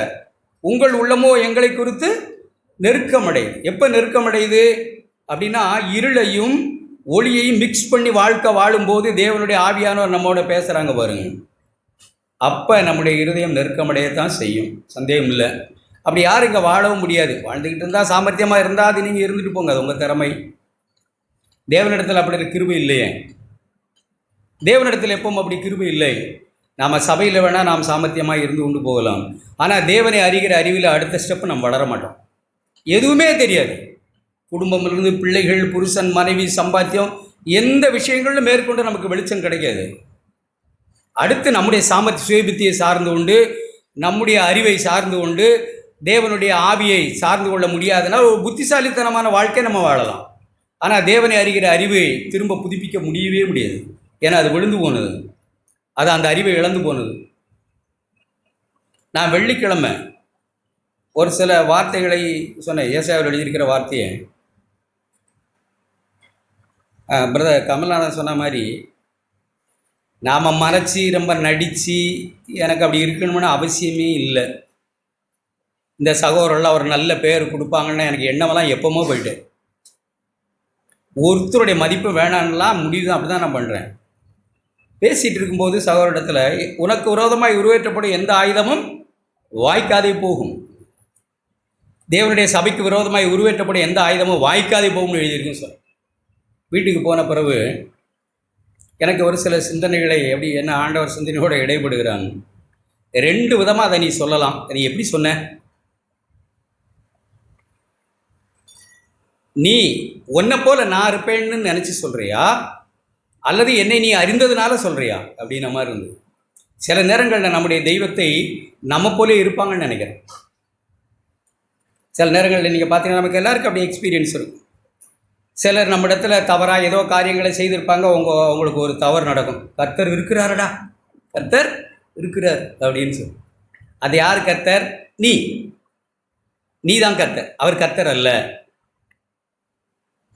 நான் இத்தனை வருஷங்களை பார்த்து எல்லாம் சொல்கிறேன், எல்லாத்தையும் யோசித்தேன். நான் அப்பா இத்தனை வருஷமாக இப்படி சகோதரர்களையும் பார்த்துருக்கோம், என்னையும் நானும் பார்க்கணும் ஆண்டவரே சரியாய். யாருக்காவது நமக்கு தீமை செய்தவர்களுக்கு ஒரு தீமை நடந்துருச்சுன்னா, கர்த்தர் இருக்கிறாரா. நான் கண்டுபிடிச்ச கர்த்தர் யார் தெரியுமா? என்னை போல பழி வாங்குகிறவர், என்னை போல தீமை செய்கிறவர், எனக்காக ஒருவர் யுத்தம் செய்கிறவர். அப்படித்தான் அவரை கர்த்தர் அப்படித்தான். நிறைய பேர் கர்த்தர் அப்படித்தான் வச்சுருக்கோம். நம்ம கண்டுபிடிச்ச தெய்வம் அப்படின்னு யாருன்னா, நமக்காக ஒன்று பழி வாங்குகிறவர், தீமை செய்கிறவர், நமக்காக காரியங்களை நடப்பிக்கிற ஒருத்தர், எனக்காக விசா வர வைக்கிறவர், எனக்காக பணம் வர வைக்கிறவர், எனக்காக எதையோ ஒன்று செய்கிறவர் தான் தெய்வமாக கண்டு வச்சுருக்கணும். நான் இல்லை ஆண்டவரே அப்படி நான் இருக்கக்கூடாது. உங்களுடைய வார்த்தை உண்மை. தேவனுடைய சபைக்கு விரோதமாய் உருவேற்றப்படும் எந்த ஆயுதமும் வாய்க்காது. ரொம்ப வெளிப்படையாக தான் அன்னைக்கு வெள்ளிக்கிழமை நான் சொன்னேன் சகோதரத்தில், எவ்வளவு துணிச்சலான எவ்வளவு வார்த்தைகளை பேசுகிற தெய்வ பயம் இல்லாதவர்கள் சபையில் இருக்கிறாங்க. நம்ம சபையில் இல்லை.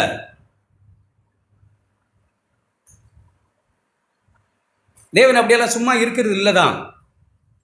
ஆனால் நான் சந்தோஷப்படக்கூடாது. நான் என்னுடைய தெய்வத்தை என்ன போல பார்க்கக்கூடாது. ஒரு முறை ஆண்டவர் எருசலேமுக்கு போனார். அவர் எருசலேமுக்கு போகிறாருன்னு சமாரியாவில் இருக்கிற ஜனங்கள் என்ன செஞ்சாங்க தெரிஞ்சுக்கிட்டு எதிர்த்தாங்க. சீடர்கள் என்ன சொன்னாங்க? வானத்திலிருந்து அக்கினி இறக்கி அழிச்சிடலாமா ஆண்டவரேன்னு சொன்னாங்க. உங்கள் தெய்வம் என்ன உங்களை மாதிரி என்னையும் நினச்சிட்டிங்களான்னு தான் ஆண்டவர் கேட்டாங்க. உங்களை மாதிரி நானும் இருப்பேன்னா நீங்கள் என்ன ஆவியில் இருக்கீங்கன்னு தெரியாதா? உள்ளவர்கள் அறியீர்களா? உங்களை மாதிரி நான் இல்லைன்னு அர்த்தம். பழி வாங்கிறது, தீமைக்கு தீமை செய்கிறது, நமக்கு தீமை செய்தவர்களுக்கு ஏதாவது தீமை நடந்தால் சந்தோஷப்படுவது வெரி வெரி டேஞ்சர். உண்மையாகவே அவைகளாம் நம்ம இதயத்தில் ஆழமாக நிதானிக்கணும். தேவனே உங்களை போல நான் இல்லை, என் தெய்வம் நான் கடைசியாக சுற்றி முற்றி கண்டுபிடிச்சி வந்த தெய்வம் நான் தான் தெய்வமாக ஆகியிருக்கிறேன். ஏன்னா என் எண்ணம் போல தான் தெய்வம் இருக்காருன்னு இல்லை, என் எண்ணம் போல இல்லை தெய்வம். அப்படி நம்ம கண்டுபிடிக்கிறோட நம்ம வளரணும்.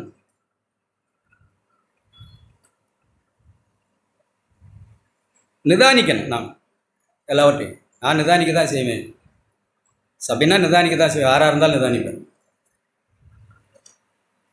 அது நான் கணக்கு கொடுப்பாண்டவர். என்னை பயமுறுத்தவோ, என்னை நீங்கள் இப்படி நோ நான் கணக்கு கொடுப்பாண்டவருக்கு.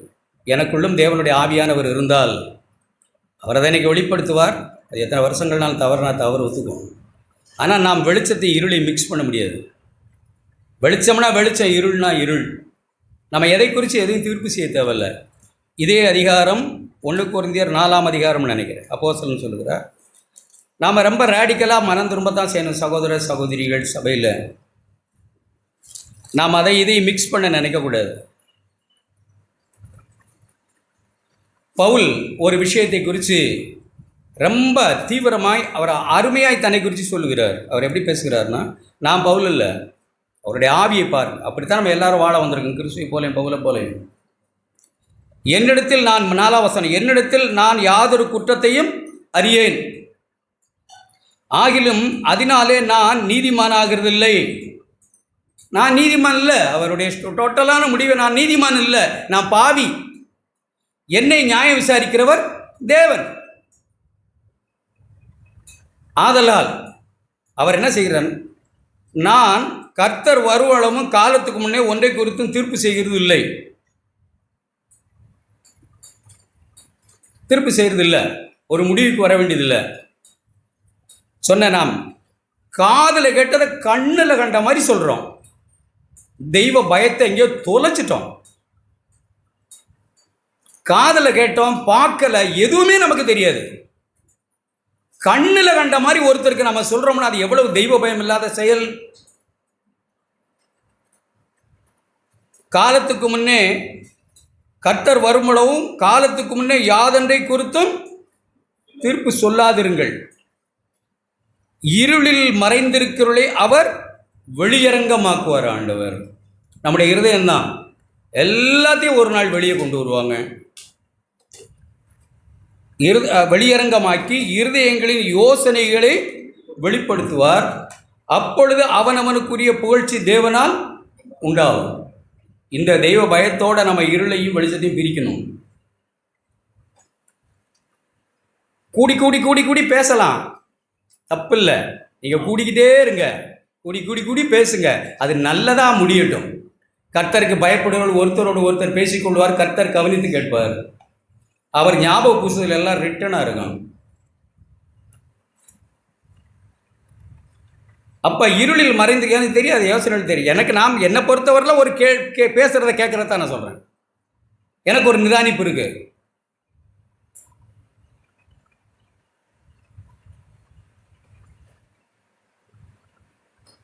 அந்த நிதானிப்பில் நான் நிதானிக்கிறேன்.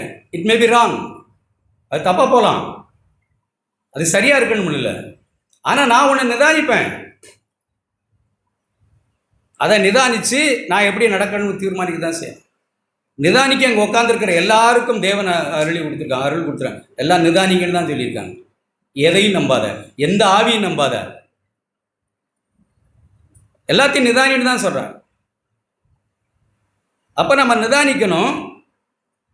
அவர் இருதயத்தின் நினைவு யோசனையெல்லாம் வெளியரங்கமாக்குகிறவராக இருக்கிறார். நாம் என்ன யோசிக்கிறோம், ஒருவேளை நாம் எல்லாமே மறைக்கலாம், எல்லாமே ரொம்ப நாசுக்காய் நடந்து கொள்ளலாம், வெரி டீசென்ட் பீப்புளாய். அது கிறிஸ்தவ வாழ்க்கையில் ஒரு வகையான சூட்சமம் தான். சிவிலைஸ்டு பீப்புள்னு சொல்லுவாங்க, நாகரிகமாய் நடந்து கொள்ளுது. சிலர் எல்லாத்தையும் டப்புன்னு பேசுவாங்க, சிலருக்கு ஒளிவு மறைவாய் இடத்துக்கு தகுந்த மாதிரி மூவ் பண்ணுவாங்க. சிவிலைஸ்டு பீப்புள், ரொம்ப நாகரிகமானவர்கள். சிலருக்கு இப்படி மூக்கை தொட்டுட்டு கையை கொடுப்பாங்க. பரவாயில்ல, அது பரவாயில்ல. இருதயத்தில் இருக்கிற கபடை விட, இருதயத்தில் உன்னை மறைத்து வைத்துக்கிட்டு பிரைஸ் தி லார்ட் சொல்றதை விட அது பாவம் இல்லையே. நம்ம சபையில் சிவிலைசேஷனாக மாறக்கூடாது, யதார்த்தவாளிகளாக மாறணும். பாவம்னா பாவம், தப்புன்னா தப்பு, சரினா சரி. நமக்கு நிதானிக்க தெரியலையா, நம்ம அப்படியே விலகிடணும். அதுதான் என்னுடைய அன்பான வேண்டுகோள். நமக்கு நிதானிக்க தெரியல, அப்படியே அதை விட்டு அப்படியே சைஸாக விலகிடணும். எனக்கு பிரதர் நீங்கள் சொல்கிறத பற்றி எனக்கு நல்லா நிதானிக்க தெரில, நீங்கள் என்னை மோட்டிவேட் பண்ணக்கூடாது, நீங்கள் என்னை என்ன சொல்லக்கூடாது, என்ன சொல்லக்கூடாது, குரு ஏற்றக்கூடாது, உசுப்பு ஏற்றக்கூடாது. நோ நோ நோ எனக்கு இதில் ஆவியான ஒரு நல்ல சாட்சி கொடுக்கல, நோ அப்படி பின் வாங்கிடணும். அதுதான் சரி. யூகங்கள் சொல்லப்படலாம், கேள்விப்படலாம். இருளில் இருக்கிறது நான் பார்க்கல, நான் கேட்கத்தானே செய்கிறேன். அதை நான் பார்த்தது போல பிரசன்ட் பண்ணுகிறேன்னா எவ்வளவு பெரிய தவறு நான் செய்கிறேன். இதையெல்லாம் தேவன் ஒரு நாள் வெளியரங்கமாய் கொண்டு வந்து நிறுத்துவார். அப்போ அவனவனுக்கு உரிய புகழ்ச்சி உண்டாகும். நாம் யாரையோ நிதானித்தோமே, தீர்மானித்தோமே, பிரதர் சொன்ன மாதிரி நியாயம் தீர்த்தோமே, அது சரின்னு அங்கே இருக்கலாம், தவறுன்னு அங்கே இருக்கலாம். நாம் நிதானிச்சு, நான் தீமை செய்யறதுக்கு தான் நான் நிதானிக்கிறேன், நான் தீமை செய்யாமல் நான் இருக்கணுங்கிறத தான் நிதானிக்கிறேன். நான் யாரையும் நியாயம் தீர்க்க போல நிதானிக்கிறேன். இன்னும் விலகி இருக்கணும். நாம் ஒருவருடைய ஸ்பிரிட்டு நல்லா இல்லை, ஒருவருடைய பேச்சு நல்லா இல்லை, அவருடைய ஆவியில் கசப்பும் வெறுப்பும் விரோதமும் இருக்குது. இந்த சகோதரன் பேசுகிறதுல ஏதோ தவறு இருக்குது, வஞ்சகம் இருக்கிறது. நம்மையும் அந்த வஞ்சகத்தில் உட்படுத்த பார்க்குறான். நான் நிதானிச்சு நோனோ, நீ உன்னை சுத்திகரி பிரதர், உன்னிடத்தில் ஏதோ கசப்பும் வெறுப்புமாக இருக்கிற, நீ நல்லா இல்லை, உன்னை சுத்திகரி, இனிமேல் இப்படிப்பட்ட பேச்சோட என்னிடத்தில் வராதுன்னு நான் என்னை நிதானித்து சுத்திகரித்து கொள்வதுக்காக. இல்லைனா அந்த விஷப்பாம்பு என்ன கடித்து என்னையும் நிதானமற்றவனாய் மாற்றும்.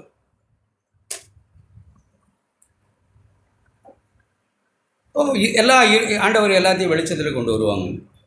அதனால் நம்ம பயந்தவர்களாக, பயந்தவர்களாக இருக்கணும். அருமையான சகோதரனே, சகோதரிகளே, தேவன் நல்ல அப்பா. நான் திரும்ப நான் பிள்ளைகளை நம்ம திருத்துறதில்ல, கண்டிக்கிறதில்ல. ஆவிகளின் பிதா நம்மளை திருத்தி உடைத்து நொறுக்கி பல சூழலை கொண்டு போய் தான் வருகிறார். ஆனாலும் ஒரு வசனம், நீ இத்தனை பாடுகளை பற்றிருந்தும் தேவனுக்கு யாரு கள்ள. சிலுவையில் 2 பேர், ஒருத்தர் அரைஞ்சிருக்கான், ஒருத்தர் ஐயா என்னை மன்னிச்சிருங்க ஐயா, நான் செய்தது தப்பு, நான் நடப்பித்த தவறுக்கு தான் ஆண்டவரை தண்டிக்கப்படுகிறேன்னு காலில் விழுந்து கெஞ்சுறான். ஒருவன் தெய்வ பயமே இல்லாமல் இருக்கிறான். எங்கே இருந்துக்கிட்டு இத்தனை பாடுகள், நெருக்கங்கள், பிரச்சனைகள், அவமானங்கள், நிந்தைகள், எத்தனையோ நீங்கள் என்ன வேணாலும் வச்சுங்க, இவ்வளவு இருந்தும் பயப்படலாம். சில நேரங்களில் கர்த்தர் நம்மை பல சூழலில் நெருக்கங்களில் கடத்திக்கிட்டு தான் போவாங்க. ஆனாலும் நம்முடைய இருளை விட்டு, கபடை விட்டு, நம்முடைய சுயநீதியை விட்டு, நம்முடைய அறிவை விட்டு நாம் விலகி தேவனுக்கு பயப்படவே மாட்டோம். அப்பமும் முரட்டு பேசிக்கிட்டே இருப்போம். நீ கர்த்தரானால் உன்னையும் எங்களையும் ரட்சித்து கொள்ளுன்னு அப்பவும் வழக்கு பண்ணிக்கிட்டு தான் இருப்பாங்க. தான் அவன் சொல்கிறான், ஏன்னா இவ்வளவு பாடுபடுற, இத்தனை சிரமங்களுக்குள்ளே கடந்து போகிற, இப்பவும் உனக்கு தெய்வம்னா கண்டுபிடிக்க முடியலையா? ஏன் தேவன் உன்னை கண்டிக்கிறாருன்னு உனக்கு புரியலை?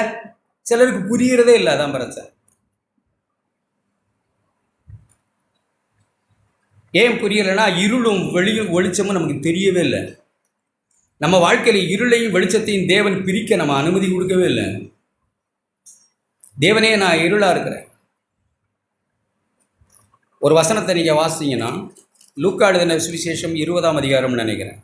கடந்த நாட்களில் நான் வாசித்தேன். உண்மையாகவே ரொம்ப சந்தோஷமான விஷயம் அது. தேவனுடைய சபைக்கு வருகிற சகோதர சகோதரிகள், நாம் எல்லாரும் கர்த்தருடைய பிள்ளைகள்.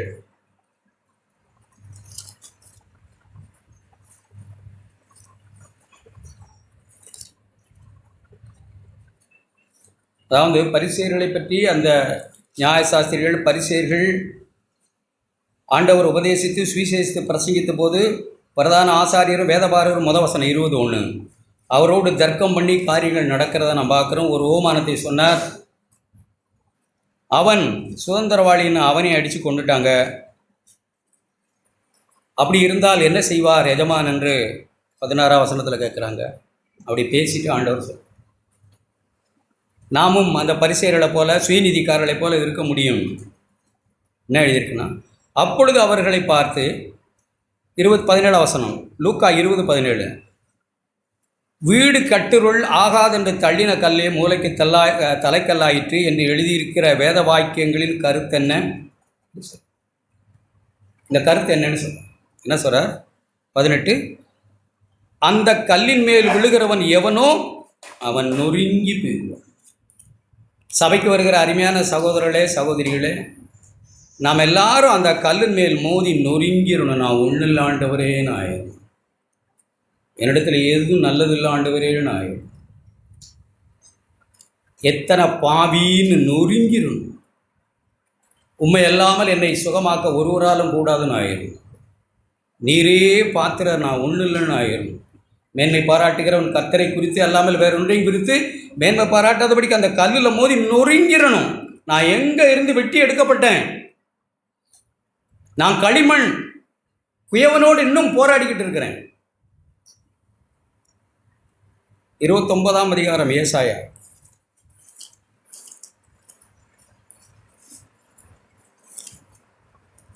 நாம் இருளையும் வெளிச்சத்தையும் சரியாய் நாம் கண்டு கொண்டு வாழத்தான் செய்யணும் பிரியமானோட.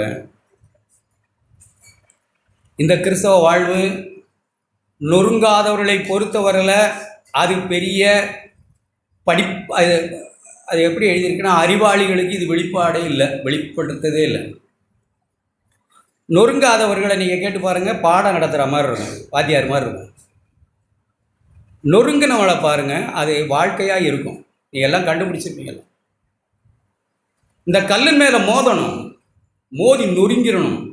இல்லைன்னா இந்த கல் மேலே விழுந்து நசுங்கி போவான்னு, ஒன்றுமில்லாமல் ஆகி போவான். அது பரிசேயர்கள், நியாயசாஸ்திரிகள், யூதர்கள் அப்படி சிலர் ஒன்றுமில்லாமல் போனார்கள். ஆனால் அந்த கல்லின் மேலே விழுந்தவர்கள், பவுல் விழுந்து நொறுங்கி போனார்.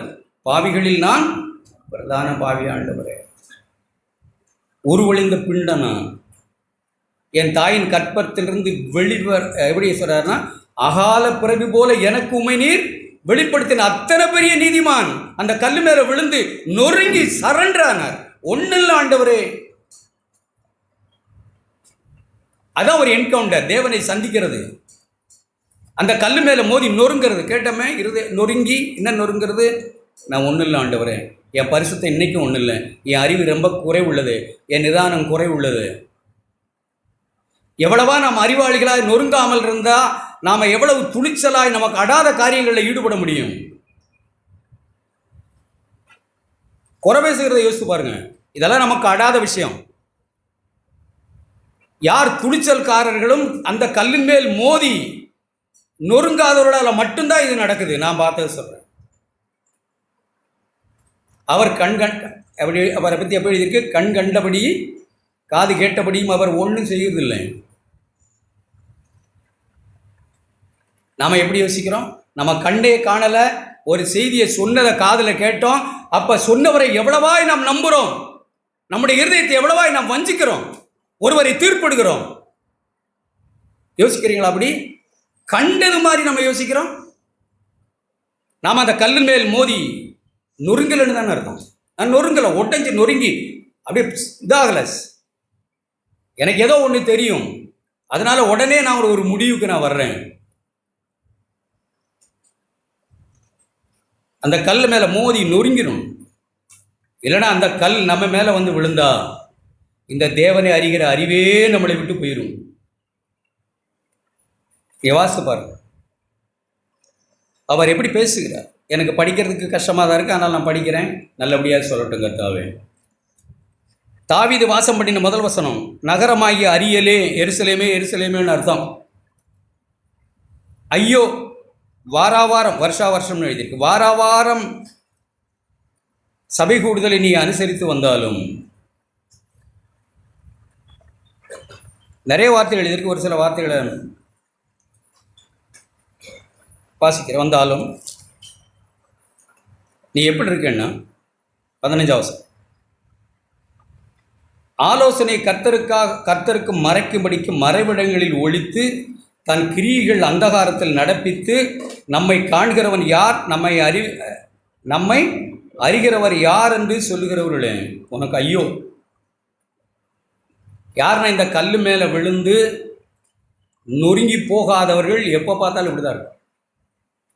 இந்த கல் மேலே நொறுங்கினவங்களுக்கு அடுத்தவங்கள் விஷயம் ரொம்ப பயமுள்ளதாய் தான் இருக்கும். எப்போ வேண்டாண்டவரே எனக்கு தெரியாது, இருள். நேரடியாக கேட்போமா, நேரடியாக பேசிடுமா அவங்கள்ட்ட நீங்கள் சொல்கிறத? குறைகளை தவிர்க்க எத்தனை ஆண்டு காலம் நம்ம கேள்விப்பட்டிருக்கோம். ஒருத்தர் வந்து சொன்ன, பிரதர் நான் ஃபோன் பண்ணி கேட்டுட்டா இப்போ உடனே உட்காருங்க, அப்படியே ஃபோன் பண்ணி கேட்போமா நீங்கள் சொல்கிறத? இல்லை கிளம்பு. சொல்ல தெரியாத தெய்வத்தை அறியாதவர்கள் யார் வேணாலும் என்ன வேணாலும் சொல்லிட்டு வந்து இப்போவே நான் ஃபோன் பண்ணி கேட்கலாமா இதை செய்தியை?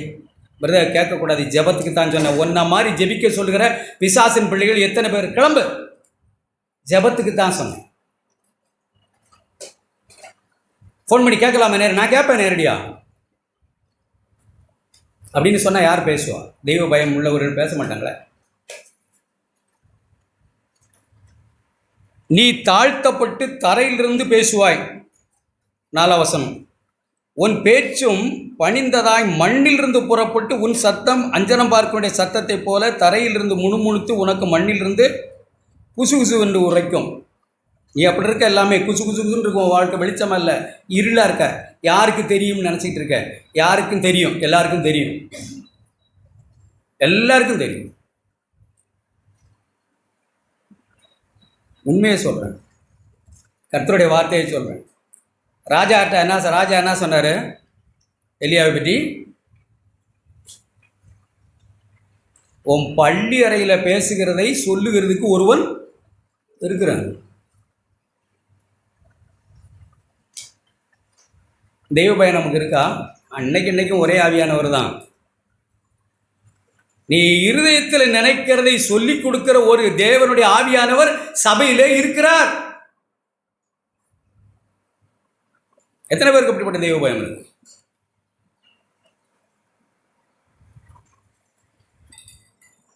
இன்னும் அவர் பேசும்போது நிறைய பேசுகிறார். அப்படிப்பட்ட மனுஷர்கள் இருளும் வெளிச்சமா இல்லாமல் இந்த கல்லின் மேலே மோதி நொறுங்காதவர்கள். இந்த வாழ்க்கையை பற்றி அவர் சொல்லுகிறதை பார்த்தா, அது பசியாக இருக்கிறவன் இந்த வாழ்க்கைக்கு வாழ வந்து அந்த கல்லின் மேதில் மோதி நொறுங்காமல் இந்த வாழ்க்கை வாழ வந்திருக்கிற, இருதயம் கல்லாய் போய் கடினப்பட்டு போய் வந்திருக்கிற சகோதரனாய் சகோதரியாக நாம் யாரும் இருக்கக்கூடாது. அப்படி இருதயம் கடினப்பட்டு எப்போதும் பிறரை பற்றியே யோசித்துக்கிட்டு இருக்கு அப்படின்னா என்ன சொல்கிறாருன்னா, பசியாக இருக்கிறவன் 9 வசனம், தான் பசியாக இருக்கிறதாக சொப்பனம் கண்டும் விழிக்கும்போது வெறுமையாக இருக்கிறது போல் இந்த வாழ்வு இருக்கும். கனவுல எப்படி இருக்கு? திருப்தியாக சாப்பிட்டா மாதிரி. முழிச்சா என்னவா இருக்கு? ஒரு தேவ அறிவும் வாழ்க்கையில் இருக்காது. பரிசுத்தத்துக்கு கொஞ்சம் கூட நாம் பங்காளிகளாய் மாறி இருக்க மாட்டோம். ஏன்னா அந்த கல்லில் மோதி நாம் நொறுங்கலை. இதே என் கல்லாவே இருக்கு. அதனால தான் ஆண்டவர் சொல்லும்போது சொன்னால், இதை கல்விமான்களுக்கும் ஞானிகளுக்கும் மறைத்து பாலகர் நொறுங்கினவங்க. உம்மாலே அல்லாமல் அப்பா அம்மாவை அல்லாமல் பிள்ளை ஒன்றும் செய்ய முடியாது. எப்பான்னு நிற்கும் நடு ரோட்டில், கையை விடக்கூடாது, அப்படி நிற்கும். அதுக்கு அப்பா அம்மா விட்டால் வேறு வழி இல்லை. அந்த பாலகருக்கு தேவன் தம்மை வெளிப்படுத்துகிறார். பாதையாய், வெளிச்சமாய், இரக்கமாய், நன்மையாய், தயவாய் அவர் நம்முடைய பாதையை வெளிப்படுத்துகிறார் அவர்களுக்கு, பாலகருக்கு. அறிவாளிகள் பிறரை நியாயம் தீர்த்து கொண்டு, குற்றப்படுத்தி கொண்டு, புத்திசாலிகளாய் பேசிக்கொண்டு. அடுத்து, தான் குடிக்கிறதாக சொப்பனம் கண்டு விழிக்கும்போது நான் வறண்டு போய் இருக்கிறவன். சியோன் மலைக்கு விரோதமாக யுத்தம் பண்ணுகிற திரளான சகல ஜாதிகளும் அப்படிதான் இருக்கும். ஆண்டவருக்கு விரோதமாய் இருதயத்தில் செம்மையா இல்லாத, இருதயத்தில் நொறுங்கி நான் ஒன்றும் இல்லை ஆண்டவரே, எனக்கு ஒன்றும் தெரியாது அப்படின்னு நொறுங்கி நாம் இருக்கிற அப்படி இல்லாத ஜாதி எப்பவுமே இப்படித்தான் இருக்கும். தரித்து நின்று திகையுங்கள், பிரமித்து கூப்பிடு. வெறுத்திருக்கிறார்கள் திராட்சரசத்தினால் அல்ல, தள்ளாடுகிறார்கள் மதுபானத்தினால் அல்ல, ஒரு தூக்கத்தின் ஆவியினால், கனநித்திரையின் ஆவியை வரப்பண்ணி அப்படி தேவன் ஆகிவிட்டார். எந்த கூட்டமும் தூக்கத்தை தவிர வேற எதையும் தரமாட்டேங்குது. எந்த கூட்டமும் ஏதோ தெரிஞ்சது போல இருக்கத்தான் தோணுது. கனநித்திரையின் ஆவி அது. வாழ்க்கையோ புரிய மாட்டேங்குது. வாழ்க்கை மட்டும் ஓட்டையாரு. பாக்கி எல்லாம் ஜருபுரா இருக்குதா முத வசனத்திலிருந்து. ஆதலால் தரிசனமெல்லாம் உங்களுக்கு முத்திரிக்கப்பட்ட புஸ்தகமும் வசனங்களை முத்திரிக்கப்பட்ட புஸ்தகத்தின் வசனத்தை போல் இருக்கும். வாசிக்க அறிந்திருக்கிற ஒருவனுக்கு அதை கொடுத்தா தெரியாதும்பான். வாசிக்க அறிந்திருக்கிற ஒருவனுக்கு அதை கொடுத்து நீ இதை வாசி என்று சொன்னால் அவன் என்னால் இது வாசிக்க. அதுதான் கிறிஸ்தவ வாழ்வை கல்விமான்களுக்கும் ஞானிகளுக்கும் மறைத்தது.